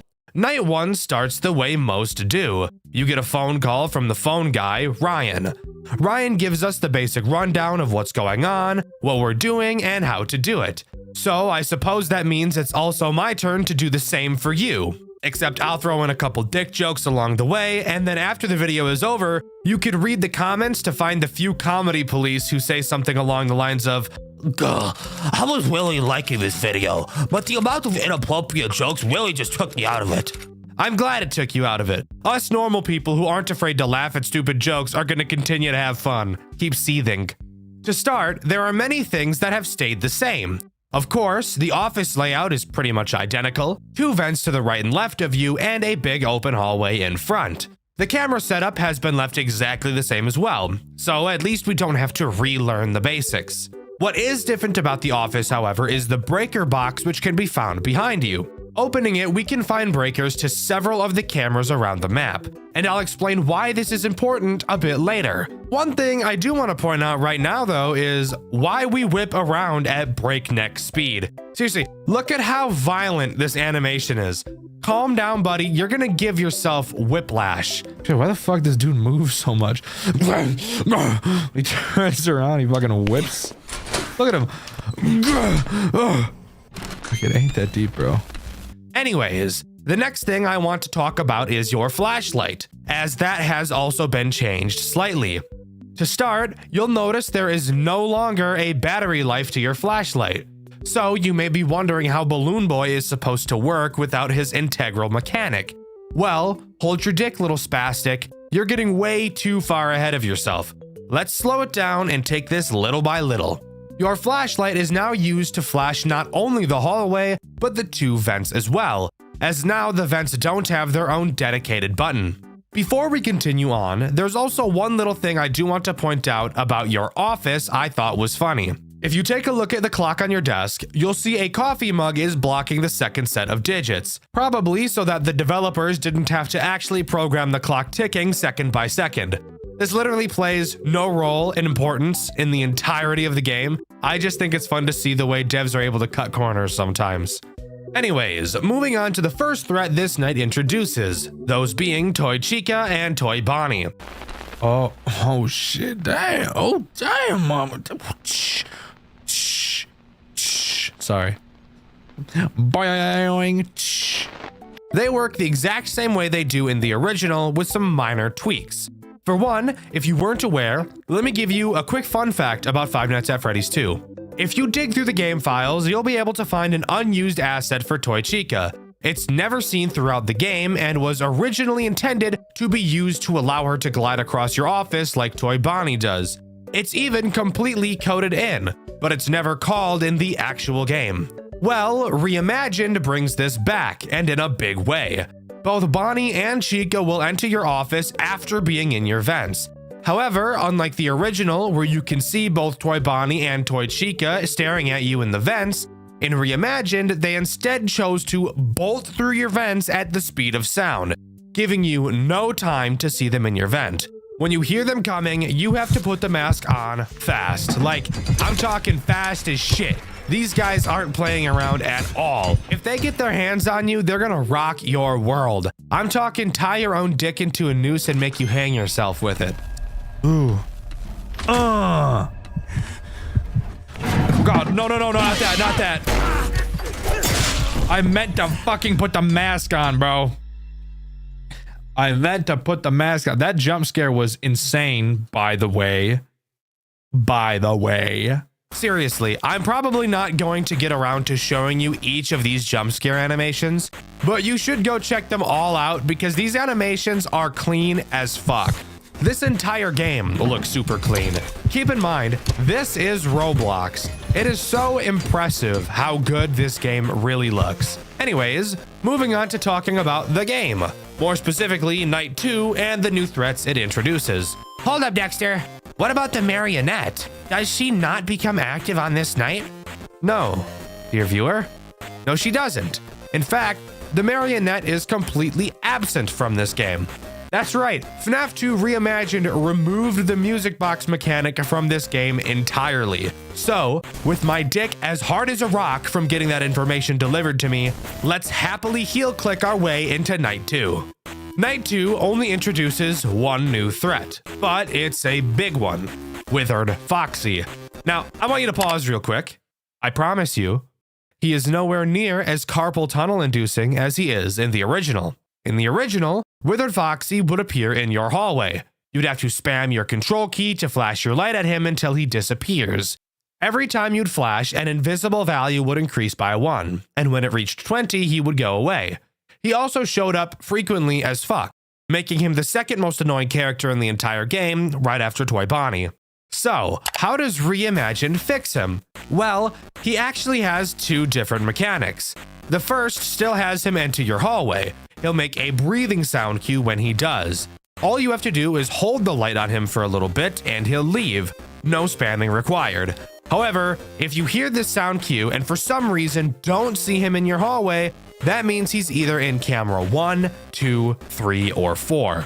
You will have to find which camera he's in and use your flash beacon, which, by the way, is just a beam of light I've chosen not to mention so far. When you do, he'll fuck right off. Perfect. Something interesting about the phone call on night 2 is that Ryan called us in the first place. At the end of the night 1 phone call, he said he wouldn't be calling us again because the boss, presumably William Afton, is breathing down his neck. So getting a call on night 2 is surprising. He said he saw William inputting new parts into the old robots. He also tells us that these old models are very aggressive, which is interesting because usually the phone guys in these games will refuse to tell us anything about what's going on. Night 3 introduces 2 new threats, those being Mangle and Withered Freddy. Mangle is the easiest to understand, so let's start with her. She follows a very basic path, starting at the prize corner and making her way into your hallway. From there, she'll just crawl across the ceiling into your office rather than entering the right vent like in the original. Of course, all you need to do is put the mask on and it's problem solved. Now, on to Withered Freddy, who is the second reason to look at your cameras aside from Withered Foxy. Freddy is not fooled by the mask, something that you may find interesting given the fact he is in the original. And I have a theory as to why he is this way. We know William is using new parts on the old characters, which is why they're moving. Well, Toy Freddy never activates throughout this game. He literally has no mechanics. So my theory is that William is using parts from Toy Freddy to make Withered Freddy move around. For what reason? That I don't have an answer to. Anyways, what does Freddy actually do? Well, he begins in the main room and will slowly walk throughout the building to your office. Since he's an older model like Foxy, he's very sensitive to light, so the flash beacon will push him back a camera. Every time he moves, he'll make a very noticeable sound cue, making it easy to keep track of him. Overall, a mechanic I'm not usually a huge fan of, but it does get some brownie points for having a sound cue associated with it, I suppose. It's also during the night 3 phone call we learn why Henry hasn't been showing up for work. Apparently his daughter died. Wow. Who would have thought? I wonder who could have possibly done that.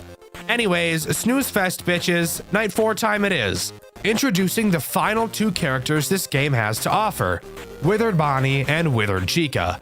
Both do the exact same thing, but just attack different sides of your office. Bonnie will attack your left vent and Chica will attack your right. They're just like their toy variants with one key difference. They're not affected by your mask. So how do you deal with them? Well, let's be adults and use context clues like grown-ups. Both Withered Freddy and Withered Foxy are sensitive to light. So, given the fact that Bonnie and Chica are also both withered animatronics, it's safe to say they'd be sensitive to light too. So, when you hear them crawling in your vent, which it does have a different sound cue to the toys coming through your vent, thankfully, all you have to do is hold your flashlight on that vent until they arrive. Instead of just leaving, they will actually throw you into a Five Nights at Candy's 3 style minigame, where they will jump around your office and you'll have to keep your light held on them until they eventually run away like little piss babies. Night 4's phone call mentions that the back room is starting to smell really bad, like there's something rotting back there. Now, I'm no genius, believe it or not. I do talk about Five Nights at Freddy's for a living, but I'm gonna guess that that's because there's 5 dead children back there. Just a hunch, but I'm willing to bet I'm probably correct. Night 5 adds nothing new.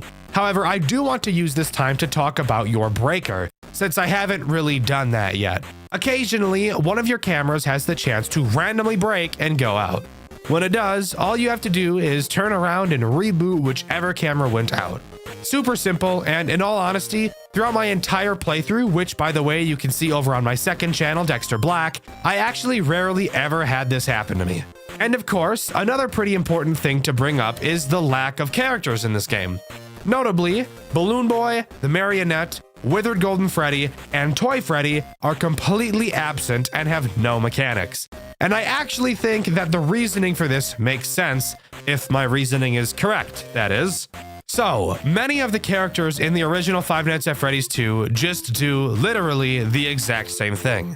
Tell me what the difference between Toy Freddy and Withered Freddy are, Spoiler alert, there is no difference. In fact, the toy animatronics are actually disabled on nights 3 and 4 to instead be completely replaced by the Wizards. They serve no interesting purpose at all. You don't need Balloon Boy since there's no flashlight battery. The marionette doesn't make sense since this game came up with a much better way to force you to look at the cameras. And Withered Golden Freddy isn't present for a lore reason, which we'll be talking about in a bit. And by a bit, I mean right now. After completing night 5, we get this cutscene.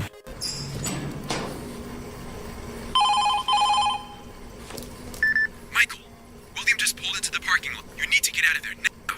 Don't even bother with the parts and service room anymore. Just get the hell out. He knows you're in the middle of your shift. There's no other reason he would be there than to... Just get out. I'm waiting outside in my car right now. Let's head into the village. I called the police, but they won't be here for a while. This place is in the middle of nowhere. Wait. He's messing with something on the side of the building. Hold on.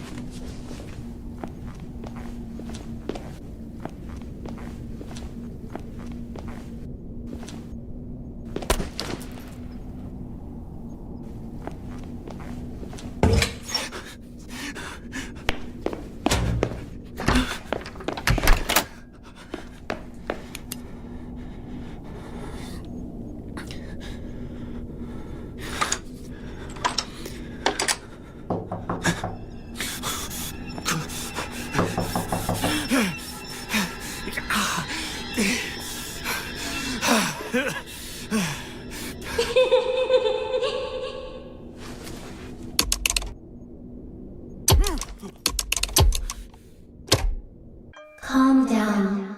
I'm not going to hurt you. He's afraid of me. He won't follow you in here even if he could. How in the world are you talking to me? What do you mean? I'm right here, aren't I? You're not human. How could you talk to me? I'm not human? Look at my hands right here. I'm talking to you right now. But, never mind.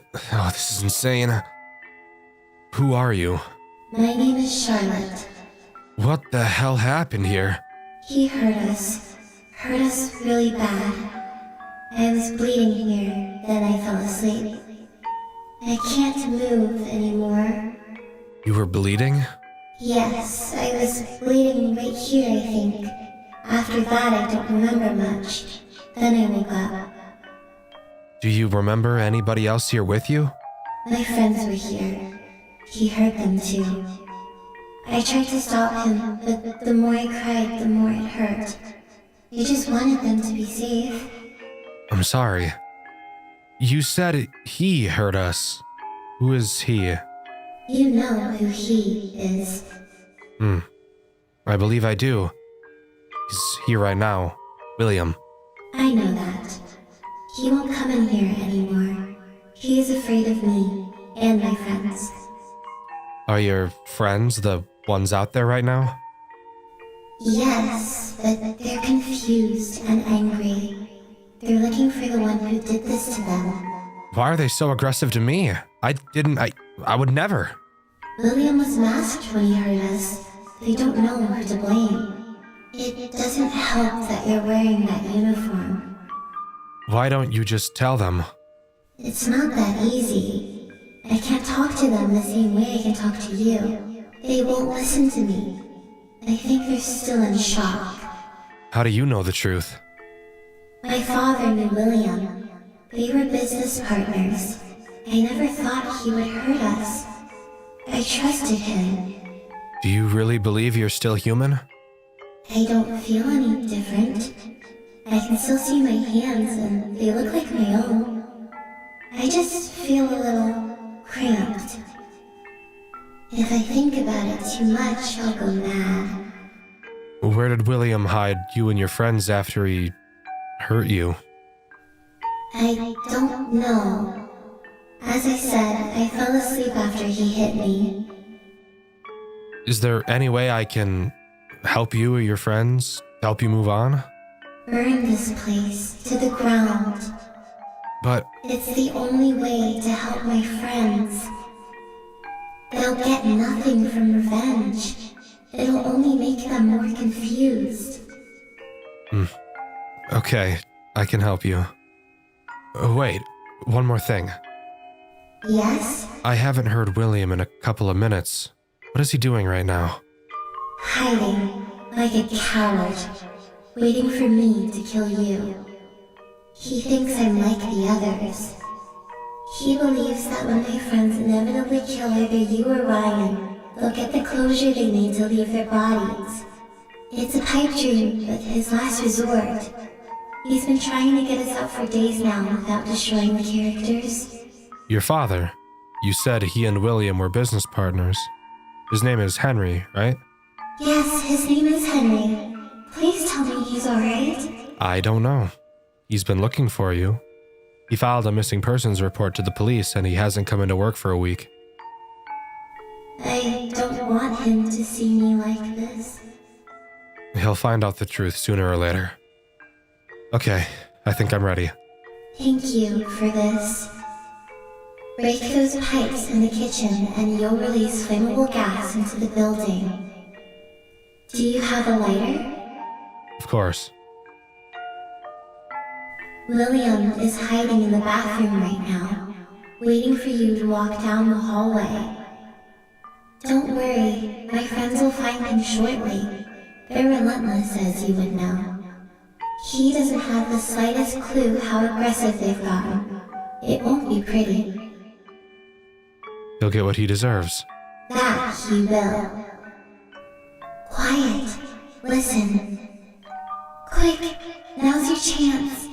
Let this place just become a bad memory.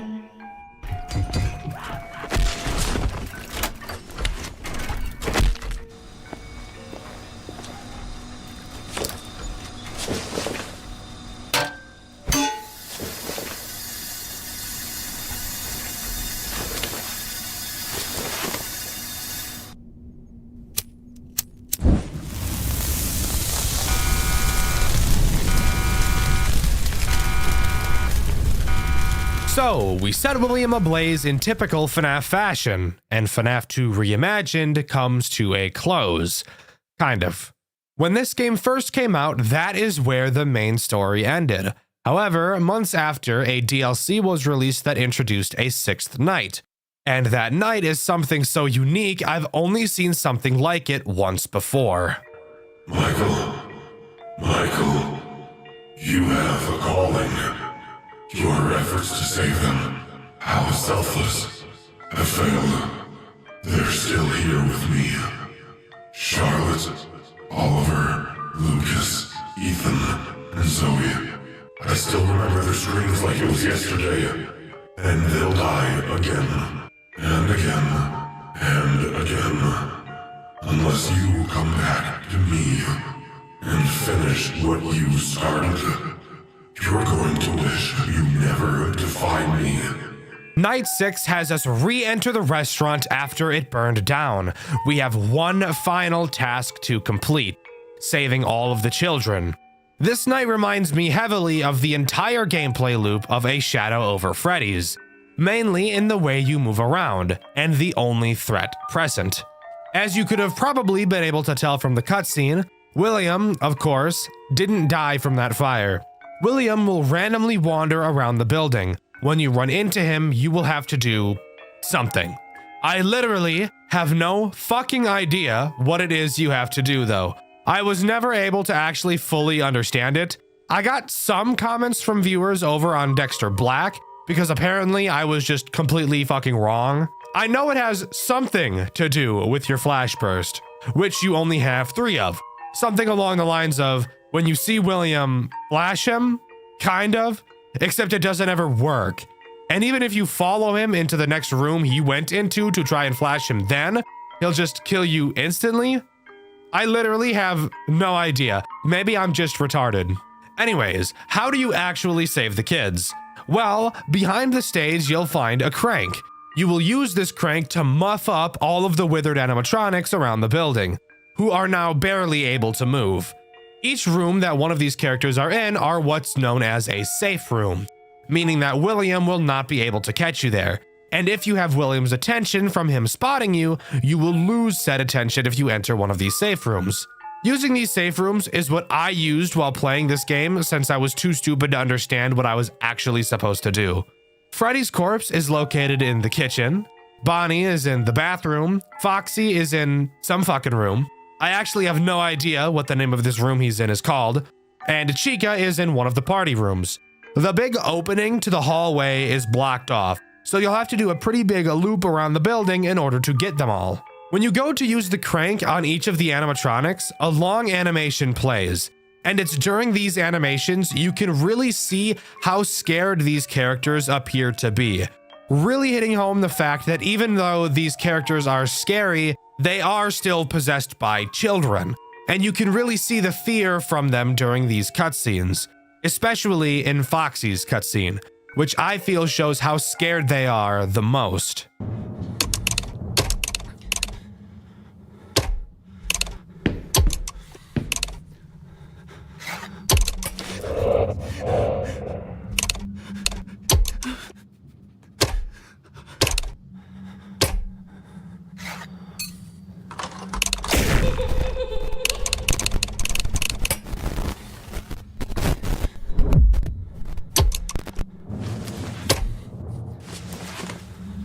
After saving all the kids, you can go to the back room to save Golden Freddy, only for this to happen.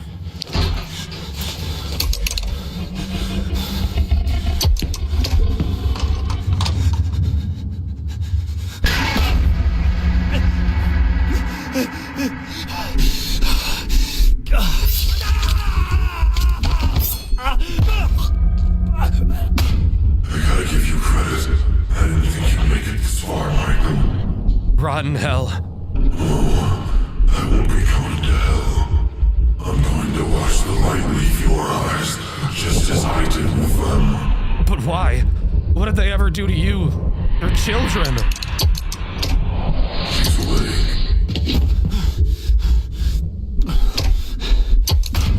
Are you a tough for good, Michael? You never give up. That's what I liked about you. Go ahead. That's what you want so bad, right? I want you dead. That's what I want. Oh, Michael. You never were a good listener.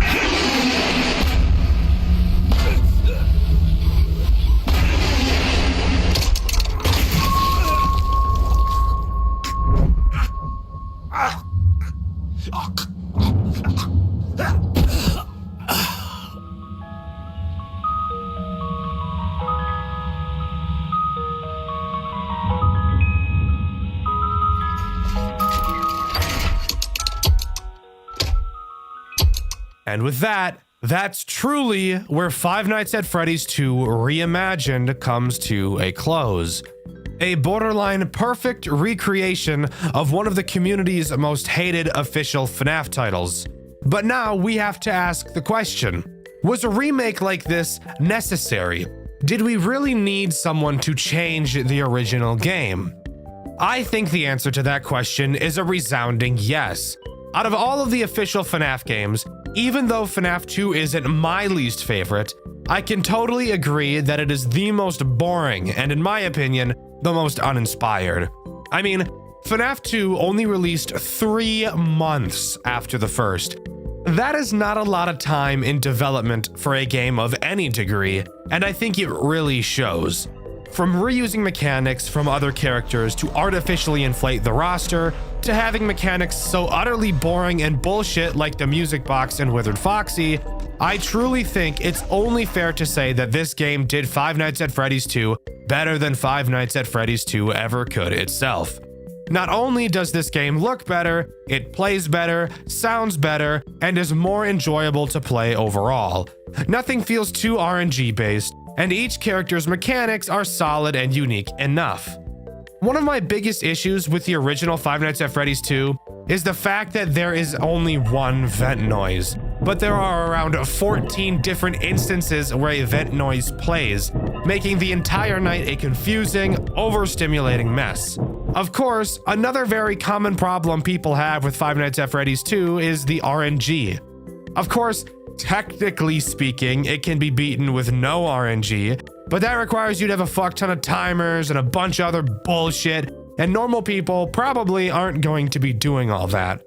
I'm sure many of you are familiar with the Five Nights at Freddy's fanverse, and I'm sure you know of the questionable character that took part in it, but that's not what this video will be talking about. Maybe I'll cover that hot mess another day. Today, I want to tell you all about a creator from the Fanverse initiative that was forced to remove all of his FNAF related projects, why, and most importantly, my favorite game that he made, which is now banned. To start, I want to clarify, because some of you may be wondering, how are you talking about this game and how do you have gameplay of you playing it on your second channel Dxtr Black, which everyone watching should definitely subscribe to, if the game has been banned? Well, that's because people are awesome and have not only archived the game in question that I'll be talking about today, but all games that this creator was forced to remove. The game we'll be talking about today is the banned FNAF game, but also, hands down, one of the scariest FNAF fan games I've ever played, A Shadow Over Freddy's. Before we begin, I'd like to say that I don't make FNAF videos. I make horror game videos. I've just recently been finding so many FNAF games that I've been wanting to talk about. And I will be moving the question of the video winner to the end of the video to hopefully not interrupt and ruin people's experience of the video. Hope you understand, and let's go. A Shadow Over Freddy's begins with some dialogue explaining that we wake up in a dark room and that all we can hear is the low buzz of a metal fan. If you couldn't guess, this room in question is the office from Five Nights at Freddy's 1. Before saying, quote, "Leave immediately before the shadows that have devoured this abandoned building come to consume you as well." We're shown that we have 5 nights remaining, and now we're thrown into the main gameplay loop. A Shadow Over Freddy's is a semi-free roam game where you walk around the pizzeria from FNAF 1. Each night has a different task for you to complete, and as the nights go on, more and more threats are added for you to keep track of. Night 1's objective is simple: find the exit. This game is incredibly accurate to the building we see in Five Nights at Freddy's 1, minus 2 specific things. There's a break room for employees which is located right next to the back room, and an arcade area that's right next to the kitchen door.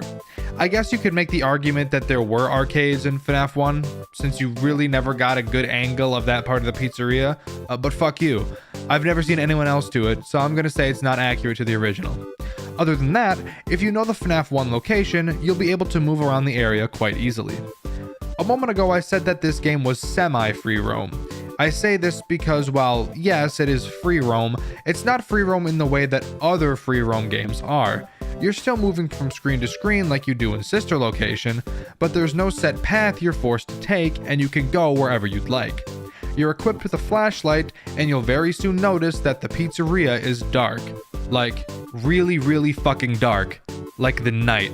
Like black. Like charcoal black. Batman black, some would even say. So, seeing isn't super easy. To move around, you just have to point your mouse at the area you want to go and click to advance to that area. Pretty simple. Where does the threat come in? There are 2 threats prevalent in Night 1, the clock and Freddy. The clock is pretty simple. Rather than having to survive until 6 AM like in most FNAF games, you only have until 6 AM to complete the task you have to complete. If it reaches 6 AM and you still haven't completed your task, the game is over. As each night goes on, the clock moves faster and faster. The other threat this night introduces is Freddy. Freddy has a chance to appear in any room that you are in. When you see him in your room, you have to point your flashlight at him until he goes away. And this is when you'll notice that the animatronics in this game aren't really animatronics. Instead, they're shadows. Get it? Like A Shadow Over Freddy's? Like the name of the fucking game? Laugh. You better fucking laugh. Here's something I found interesting about Freddy, and 2 of the other animatronics in this game. Unlike most FNAF games where your reaction time needs to be on point, there's really no need for that in A Shadow Over Freddy's. The animatronics don't care if you're standing right next to them for 10 years. Instead, if you move to another area of the map while Freddy was previously in the same spot you were, that's when he'll attack you. So now you start to understand why the clock will eventually become a huge problem, because every time you enter a new area, which I promise you is very often, you'll have to do a full 360, moving your light up and down to make sure Freddy isn't in the room with you. And with how slowly you turn, I promise, the experience will not be very enjoyable. Another thing to note about Freddy, he's very quiet. Typically when I talk about FNAF games, I almost always mention the sound cues the characters have. But not Freddy. Freddy has no sound cue letting you know that he's in the same area as you, at least not from what I could tell. So you'll really have to give yourself terrible motion sickness as you crank 90s in every fucking square inch of the pizzeria. Now, the objective. Each night has a different one, and night 1's is just to find the exit of the establishment. If you know the FNAF 1 layout, you should know where to go. Go out of the hall, walk into the party room, walk to the opposite wall of where you entered, and go to the right corner of the room by the bathrooms, and there you'll find the exit door. Walk through, and notice that the exit has been boarded up. Shit. As you attempt to turn around to find a new exit, this happens. That right there, if you can't tell, is the marionette. Oh, lanky fuck. When you see the marionette in a shadow over Freddy's, this is how you know you've successfully completed the objective of the night and will be moving on to the next one. But not before the puppet offers to tell you a story to clear your mind. I'm not going to explain the story to you, I think it'd be much better if you just experienced it for yourself. There once was a little kid who liked to play with his toys by his lonesome. He lived with his family in a small peaceful house outside of town surrounded by forestry. The home's backyard was his personal stage, where he played with his figurines of various shapes and sizes, making plays which were acted out for his enjoyment alone. Although he was alone, he was content in living out his youth playing with the plastic friends his parents had gifted him with. They were a small mannequin, a stuffed teddy bear, a porcelain dress-up doll, and a toy robot. But one day, the family's pet dog stole one of his toys during his playtime. Into the woods, he excitedly ran away with the toy robot, prompting the kid to chase after him to reclaim his friend. Annoyed by the dog's playful attitude, the kid caught up. Grabbing the toy from the thief's mouth, he began to pull. Oh, to be young and carefree, a kid and his dog playing tug-of-war in the back garden of their house with no one to interrupt them. Seems like a wonderful memory, doesn't it? The dog, excited to receive the attention it craved from the young master of the house, refused to lose this game they found themselves playing. The toy robot was almost free from the dog's mouth when... Relieved to have gotten his friend back, the kid wiped the pool of drool off the toy robot with the bottom of his shirt. He walked back home, leaving the animal twitching helplessly on the grass, with barely enough room left in its swollen neck to let out a pitiful, dry howl. The kid, arriving back out from the trees, positioned the toy robot back where it was on his makeshift stage and continued playing. Later that afternoon, the parents had found the body of the dog. They buried it where it stood. A brief overview. A young boy liked to create plays with his toys. One day, the family dog took a toy robot that the boy used and ran into the woods. The boy chased after the dog and began to fight for the toy back before eventually breaking the dog's neck to get his toy and leaving the dog writhing on the ground while the boy left it there to die. Already setting up a pretty fucked storyline. Goddamn. Can confirm my mind is not cleared, shithead. I do want you to keep that boy from the story in mind as it's very important for the rest of the game. After each night, the marionette will tell you a story, each story a continuation of the other, so you'll be hearing a lot more about this boy. Night's 2 objective is follow the music. On this night, you're introduced to a new mechanic, and a new threat is presented to you. Leaning is the new mechanic. Before moving to a new area of the pizzeria, you can hold right-click on an area to lean in and listen closely to the sounds of said area. Since it's so dark, seeing in front of you, even with a flashlight, is quite literally impossible. So leaning is what you'll have to use to make sure you don't bump into any threats. Which leads me to my next talking point. The threat introduced in Night 2. Bonnie. Bonnie works pretty interestingly. Bonnie will patrol the perimeter of the pizzeria, meaning that if you stay towards the center and never follow a wall, Bonnie will never be an issue for you. But then of course, you also have to bring up the fact that since you can't see very well at all, when you're in the center of the party room, every single area looks exactly the same, with only small differences in the party tables to let you know your position. It will become incredibly easy to get turned around and lose your position in the mental map you've been building. But how do you deal with Bonnie, you might be asking? Well, I don't know why you're asking. You're watching a video, not a live stream, so I can't answer questions live. You're just lucky enough that I happened to predict that you'd ask that, so let me explain it to you. Unlike Freddy, Bonnie has sound cues. Just like Freddy, there's a small chance that he'll spawn in the same area of the building that you are in which case you'll have to shine your flashlight at him to make him go away. If he's in the same area as you when you attempt to leave, same thing as Freddy, he'll kill you. I will say that him appearing in the same area as you is, from what I could tell, pretty low. Instead, you should be more afraid of walking directly into him. This is where leaning comes in handy. Before moving to a new area of the pizzeria, you'll need to lean into that area and listen for Bonnie's sound cue, which just sounds like he has asthma. If you hear Bonnie in one area of the pizzeria that you were going to move into, don't, dipshit. Instead, maneuver your way around him.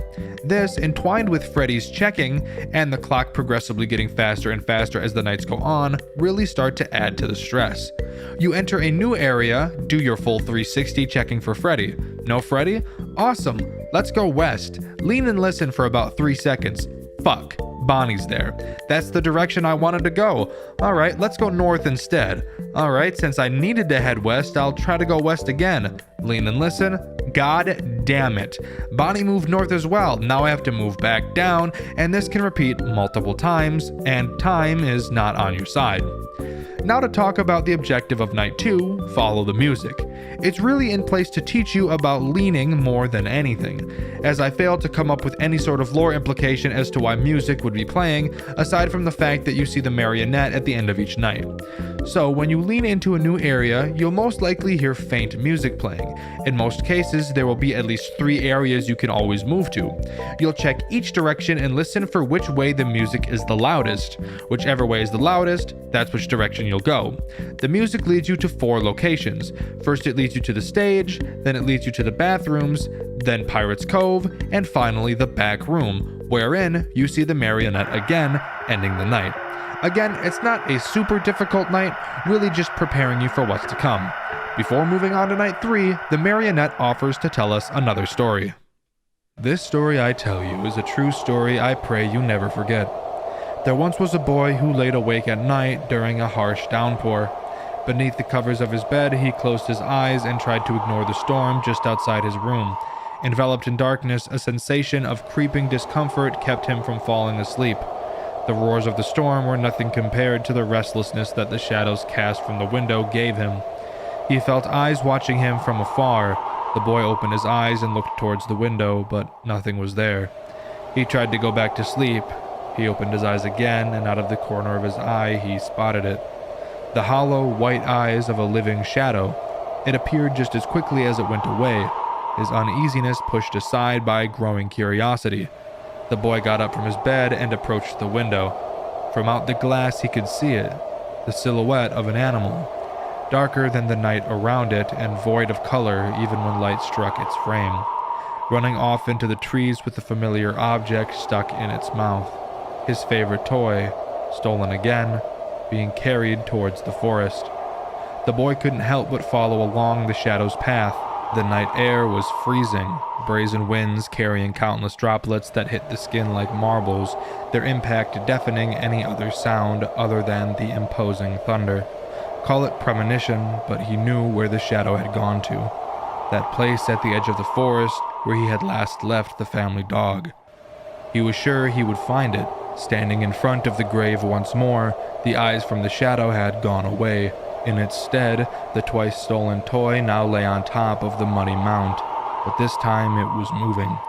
Its tiny plastic arms flailing violently from side to side, its head rotating in place. The movements were sudden but clear.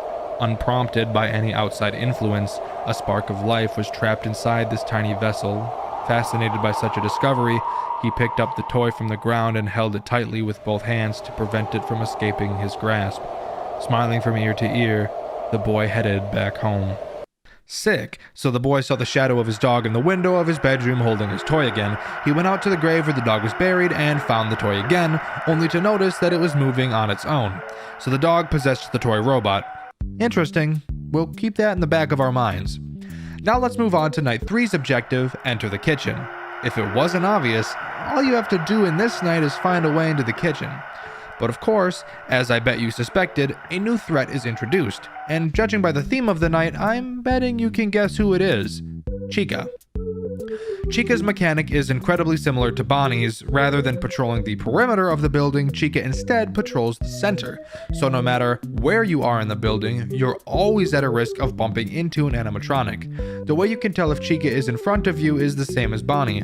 Just lean into the area and listen for Chica's sound cue, which you'll be able to tell is notably different from Bonnie's.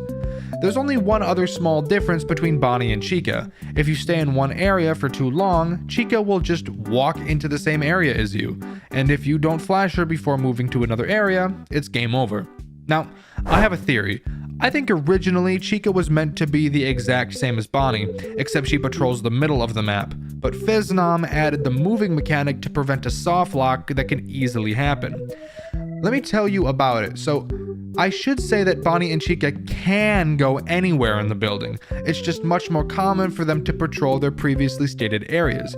And because of this, if you're in one of two specific areas, those two being the stage and Pirate's Cove, you might notice something interesting. There's only two directions you can possibly move in, and there's a pretty common chance that both Bonnie and Chica will be in both of these areas that you can move to, and that you would literally be unable to move without dying, since the animatronics only move when you move. So, I believe that Chica's movement mechanic was added specifically so that if you were to get stuck in a situation like that, you could stand in place and wait for Chica to move into your area, flash her, and then move to the area that she was previously in. Doesn't sound too hard, and it isn't, but this brings up another mechanic in this game that I've failed to mention thus far. In A Shadow Over Freddy's, there's this super epic, radical, and cool mechanic where if you stay in one area for a prolonged period of time, the clock will actually begin to move faster the longer you stay in an area. So constantly moving is the best way to slow the clock down. But of course, as I just mentioned, there's a chance that Bonnie and Chica will body block you all seductive-like, licking their lips and shit, and make you wait upwards of 10 seconds for Chica to move to your area. And 10 seconds is enough to make the clock speed up dramatically. So here's the tip. Unless you absolutely have to, try to avoid going on stage and to Pirate's Cove. Now for the objective, entering the kitchen. You'll notice that if you just try to go to the kitchen and open the door that you can't. However, you may also notice that a key outline has appeared at the bottom of your screen. This is to let you know that there is an item you need to pick up, in this night obviously being a key. This key is located in the break room that I mentioned at the beginning of the video. Once you make it there, you grab the key off a key rack and make your way back to the kitchen, where you can then unlock the door and go inside, where you'll find the marionette yet again, ending the night. But before we can move on to night 4, we have to listen to another story, so buckle up, grab some warm milk and a banky, and let's listen to this shit. There once was a young man who had grown hungry for knowledge. Growing into adolescence, he had isolated himself from his family, focusing instead on his passion for the unknown, the spiritual, the place of mystery he had come to know years ago. In a box under his bed, he hid his secret away from all others, his living plastic friend, still thrashing and writhing inside. Every night he observed his movements intently. The young man spent entire days away from home, reading and studying about spirits and vessels. His interest turned into obsession, and his need to understand grew. Alas, it was all for naught, as no book had the key to the answers he'd been seeking. All he found were vague rumors and legends with no instructions or explanations. Since he was a kid, the young man never saw his dad as anything more than an obstacle. He was a moody, aggressive old alcoholic who only talked to his son when he needed something to shout at. Having driven everyone that loved him away, the drunkard was worth less than nothing in the eyes of the boy. Thus, he was the perfect candidate. One day, when coming home, seeing the old man sprawled out onto the kitchen table with a bottle in hand, he decided to show dear old daddy a new way of life. Holding a small felt doll in his right hand, the teen made his way to the house's garage. After a few hours, the deed was done and the plan in action. The boy watched his oblivious father drive away in his car, unaware of the tampering that had been done to the vehicle. Sitting on his bed, the young man took his dear pet out of the box and began to press harshly on its square plastic head. As it trembled in pain, he waited on the outcome of his small experiment. Oh, the humanity. After a car accident, he recovered the doll that had been planted below the seat and returned to his home. Placing it on his desk, he watched it closely for that same spark that remained inside his robotic friend. But much to his frustration, no movement came from the doll. Nothing. The vessel he had prepared for his father was empty, devoid of even a single remnant of life. Furious by his failure, he ripped the felt doll apart and threw it aside. What a waste. From then on, he was free of the shackles of his drunken caretaker, but without the trophy he had planned to take from his monstrous act of sabotage, unflinching in his resolve and with no guilt in his empty heart, he contemplated what to do next. He killed his dad. Holy shit. How does a child know how to cut the brakes to a car? Beyond me. But let's move on to Night 4. Night 4 has the objective of find the pieces, and this is, in my opinion, the most difficult night in the whole game. But that might also be because it took me an embarrassingly long time to complete, and because of the addition of the final threat this game has to offer, Foxy. Foxy is a bitch. He's such a bitch. Let me tell you about this fuckhead. I personally never died to him, but that's because I was so paranoid about him, I made sure to keep him in complete check. Foxy, as I'm sure you could have guessed, is in Pirate's Cove. As the night goes on, you'll have to continuously go and check on him by pulling open his curtain and flashing your light at him. Thankfully, once he gets close to coming out, he plays a sound cue letting you know to get your silly ass over there and check on him. But holy shit, with how slow movement between areas is, having to check for Freddy, Bonnie, and Chica if you're on the other side of the map as Foxy as he plays his song, the spastic mad dash you have to make to the other side of the building is enough to send you into cardiac arrest, I swear to God. But for the objective, collecting the pieces. Scattered throughout the pizzeria are 5 pieces to a golden Freddy plushie. You have to move around the pizzeria and find them all, which can be pretty fucking hard. Even though they're pretty big, there were 2 I looked right at but didn't see. That's probably because the whole game is totally black and white, so making things out is obviously harder than it usually would be. You have to collect 2 legs, 2 arms, and a head. You might be wondering about the body. Don't worry, we'll get to that later. The limb locations are as follows: in the kitchen, on the stage, in the back room, and on the table next to Pirate's Cove. The head can be found in the exit area from Night 1. Thankfully, there's no specific order you have to grab them in. So, my first thought was to immediately go to the kitchen, then the exit room, then walk across the stage, and then hit the back room before quickly booking it back to Foxy to check on him and pick up the last limb, since I fully believe that is possible to do before Foxy gets out. But Foxy isn't the biggest issue in this night. No, the biggest issue in every night is Bonnie and Chica, those fuckers. Freddy, in all honesty, throughout my playthrough, barely showed up at all, which I appreciated. But Bonnie and Chica, oh my god, it's like they were fucking scheming between nights. They knew my path, each time. Oh, he wants to go to the exit room? Well, let's go right in front of it and to the side of it so that he has to backtrack 2 rooms to be able to try and get to the exit from another angle. But once he backtracks a room, let's body block him so that he has to backtrack 2 more rooms. Fuck him, right? Oh no, now he spent too much time dealing with us fuckers that Foxy's about to bust all over his face. So now he's got to get to Foxy before continuing. You want to know what would be drop shit fucking hilarious? If we body blocked him every fucking room on the way there. Fucking rolling on the floor laughing ass animatronics. Fuck. So needless to say, I never got to put my perfect plan into action, and I spent most of the night going from one side of the building to the other. This is why this night is so hard. But once you've got all the pieces, we get to listen to another story. There once was a sick, twisted monster who stalked its victims from the shadows. Its heart far gone from its body, the putrid, parasitic individual lived for the hunt, to capture and corrupt the weak, all for the sake of satisfying its disgusting pleasures. Tonight was no different. Amidst the rain, this vile vampire of society spotted a young girl, left outside the entrance to a family restaurant. She looked in from a window as the other kids inside had fun and celebrated without her.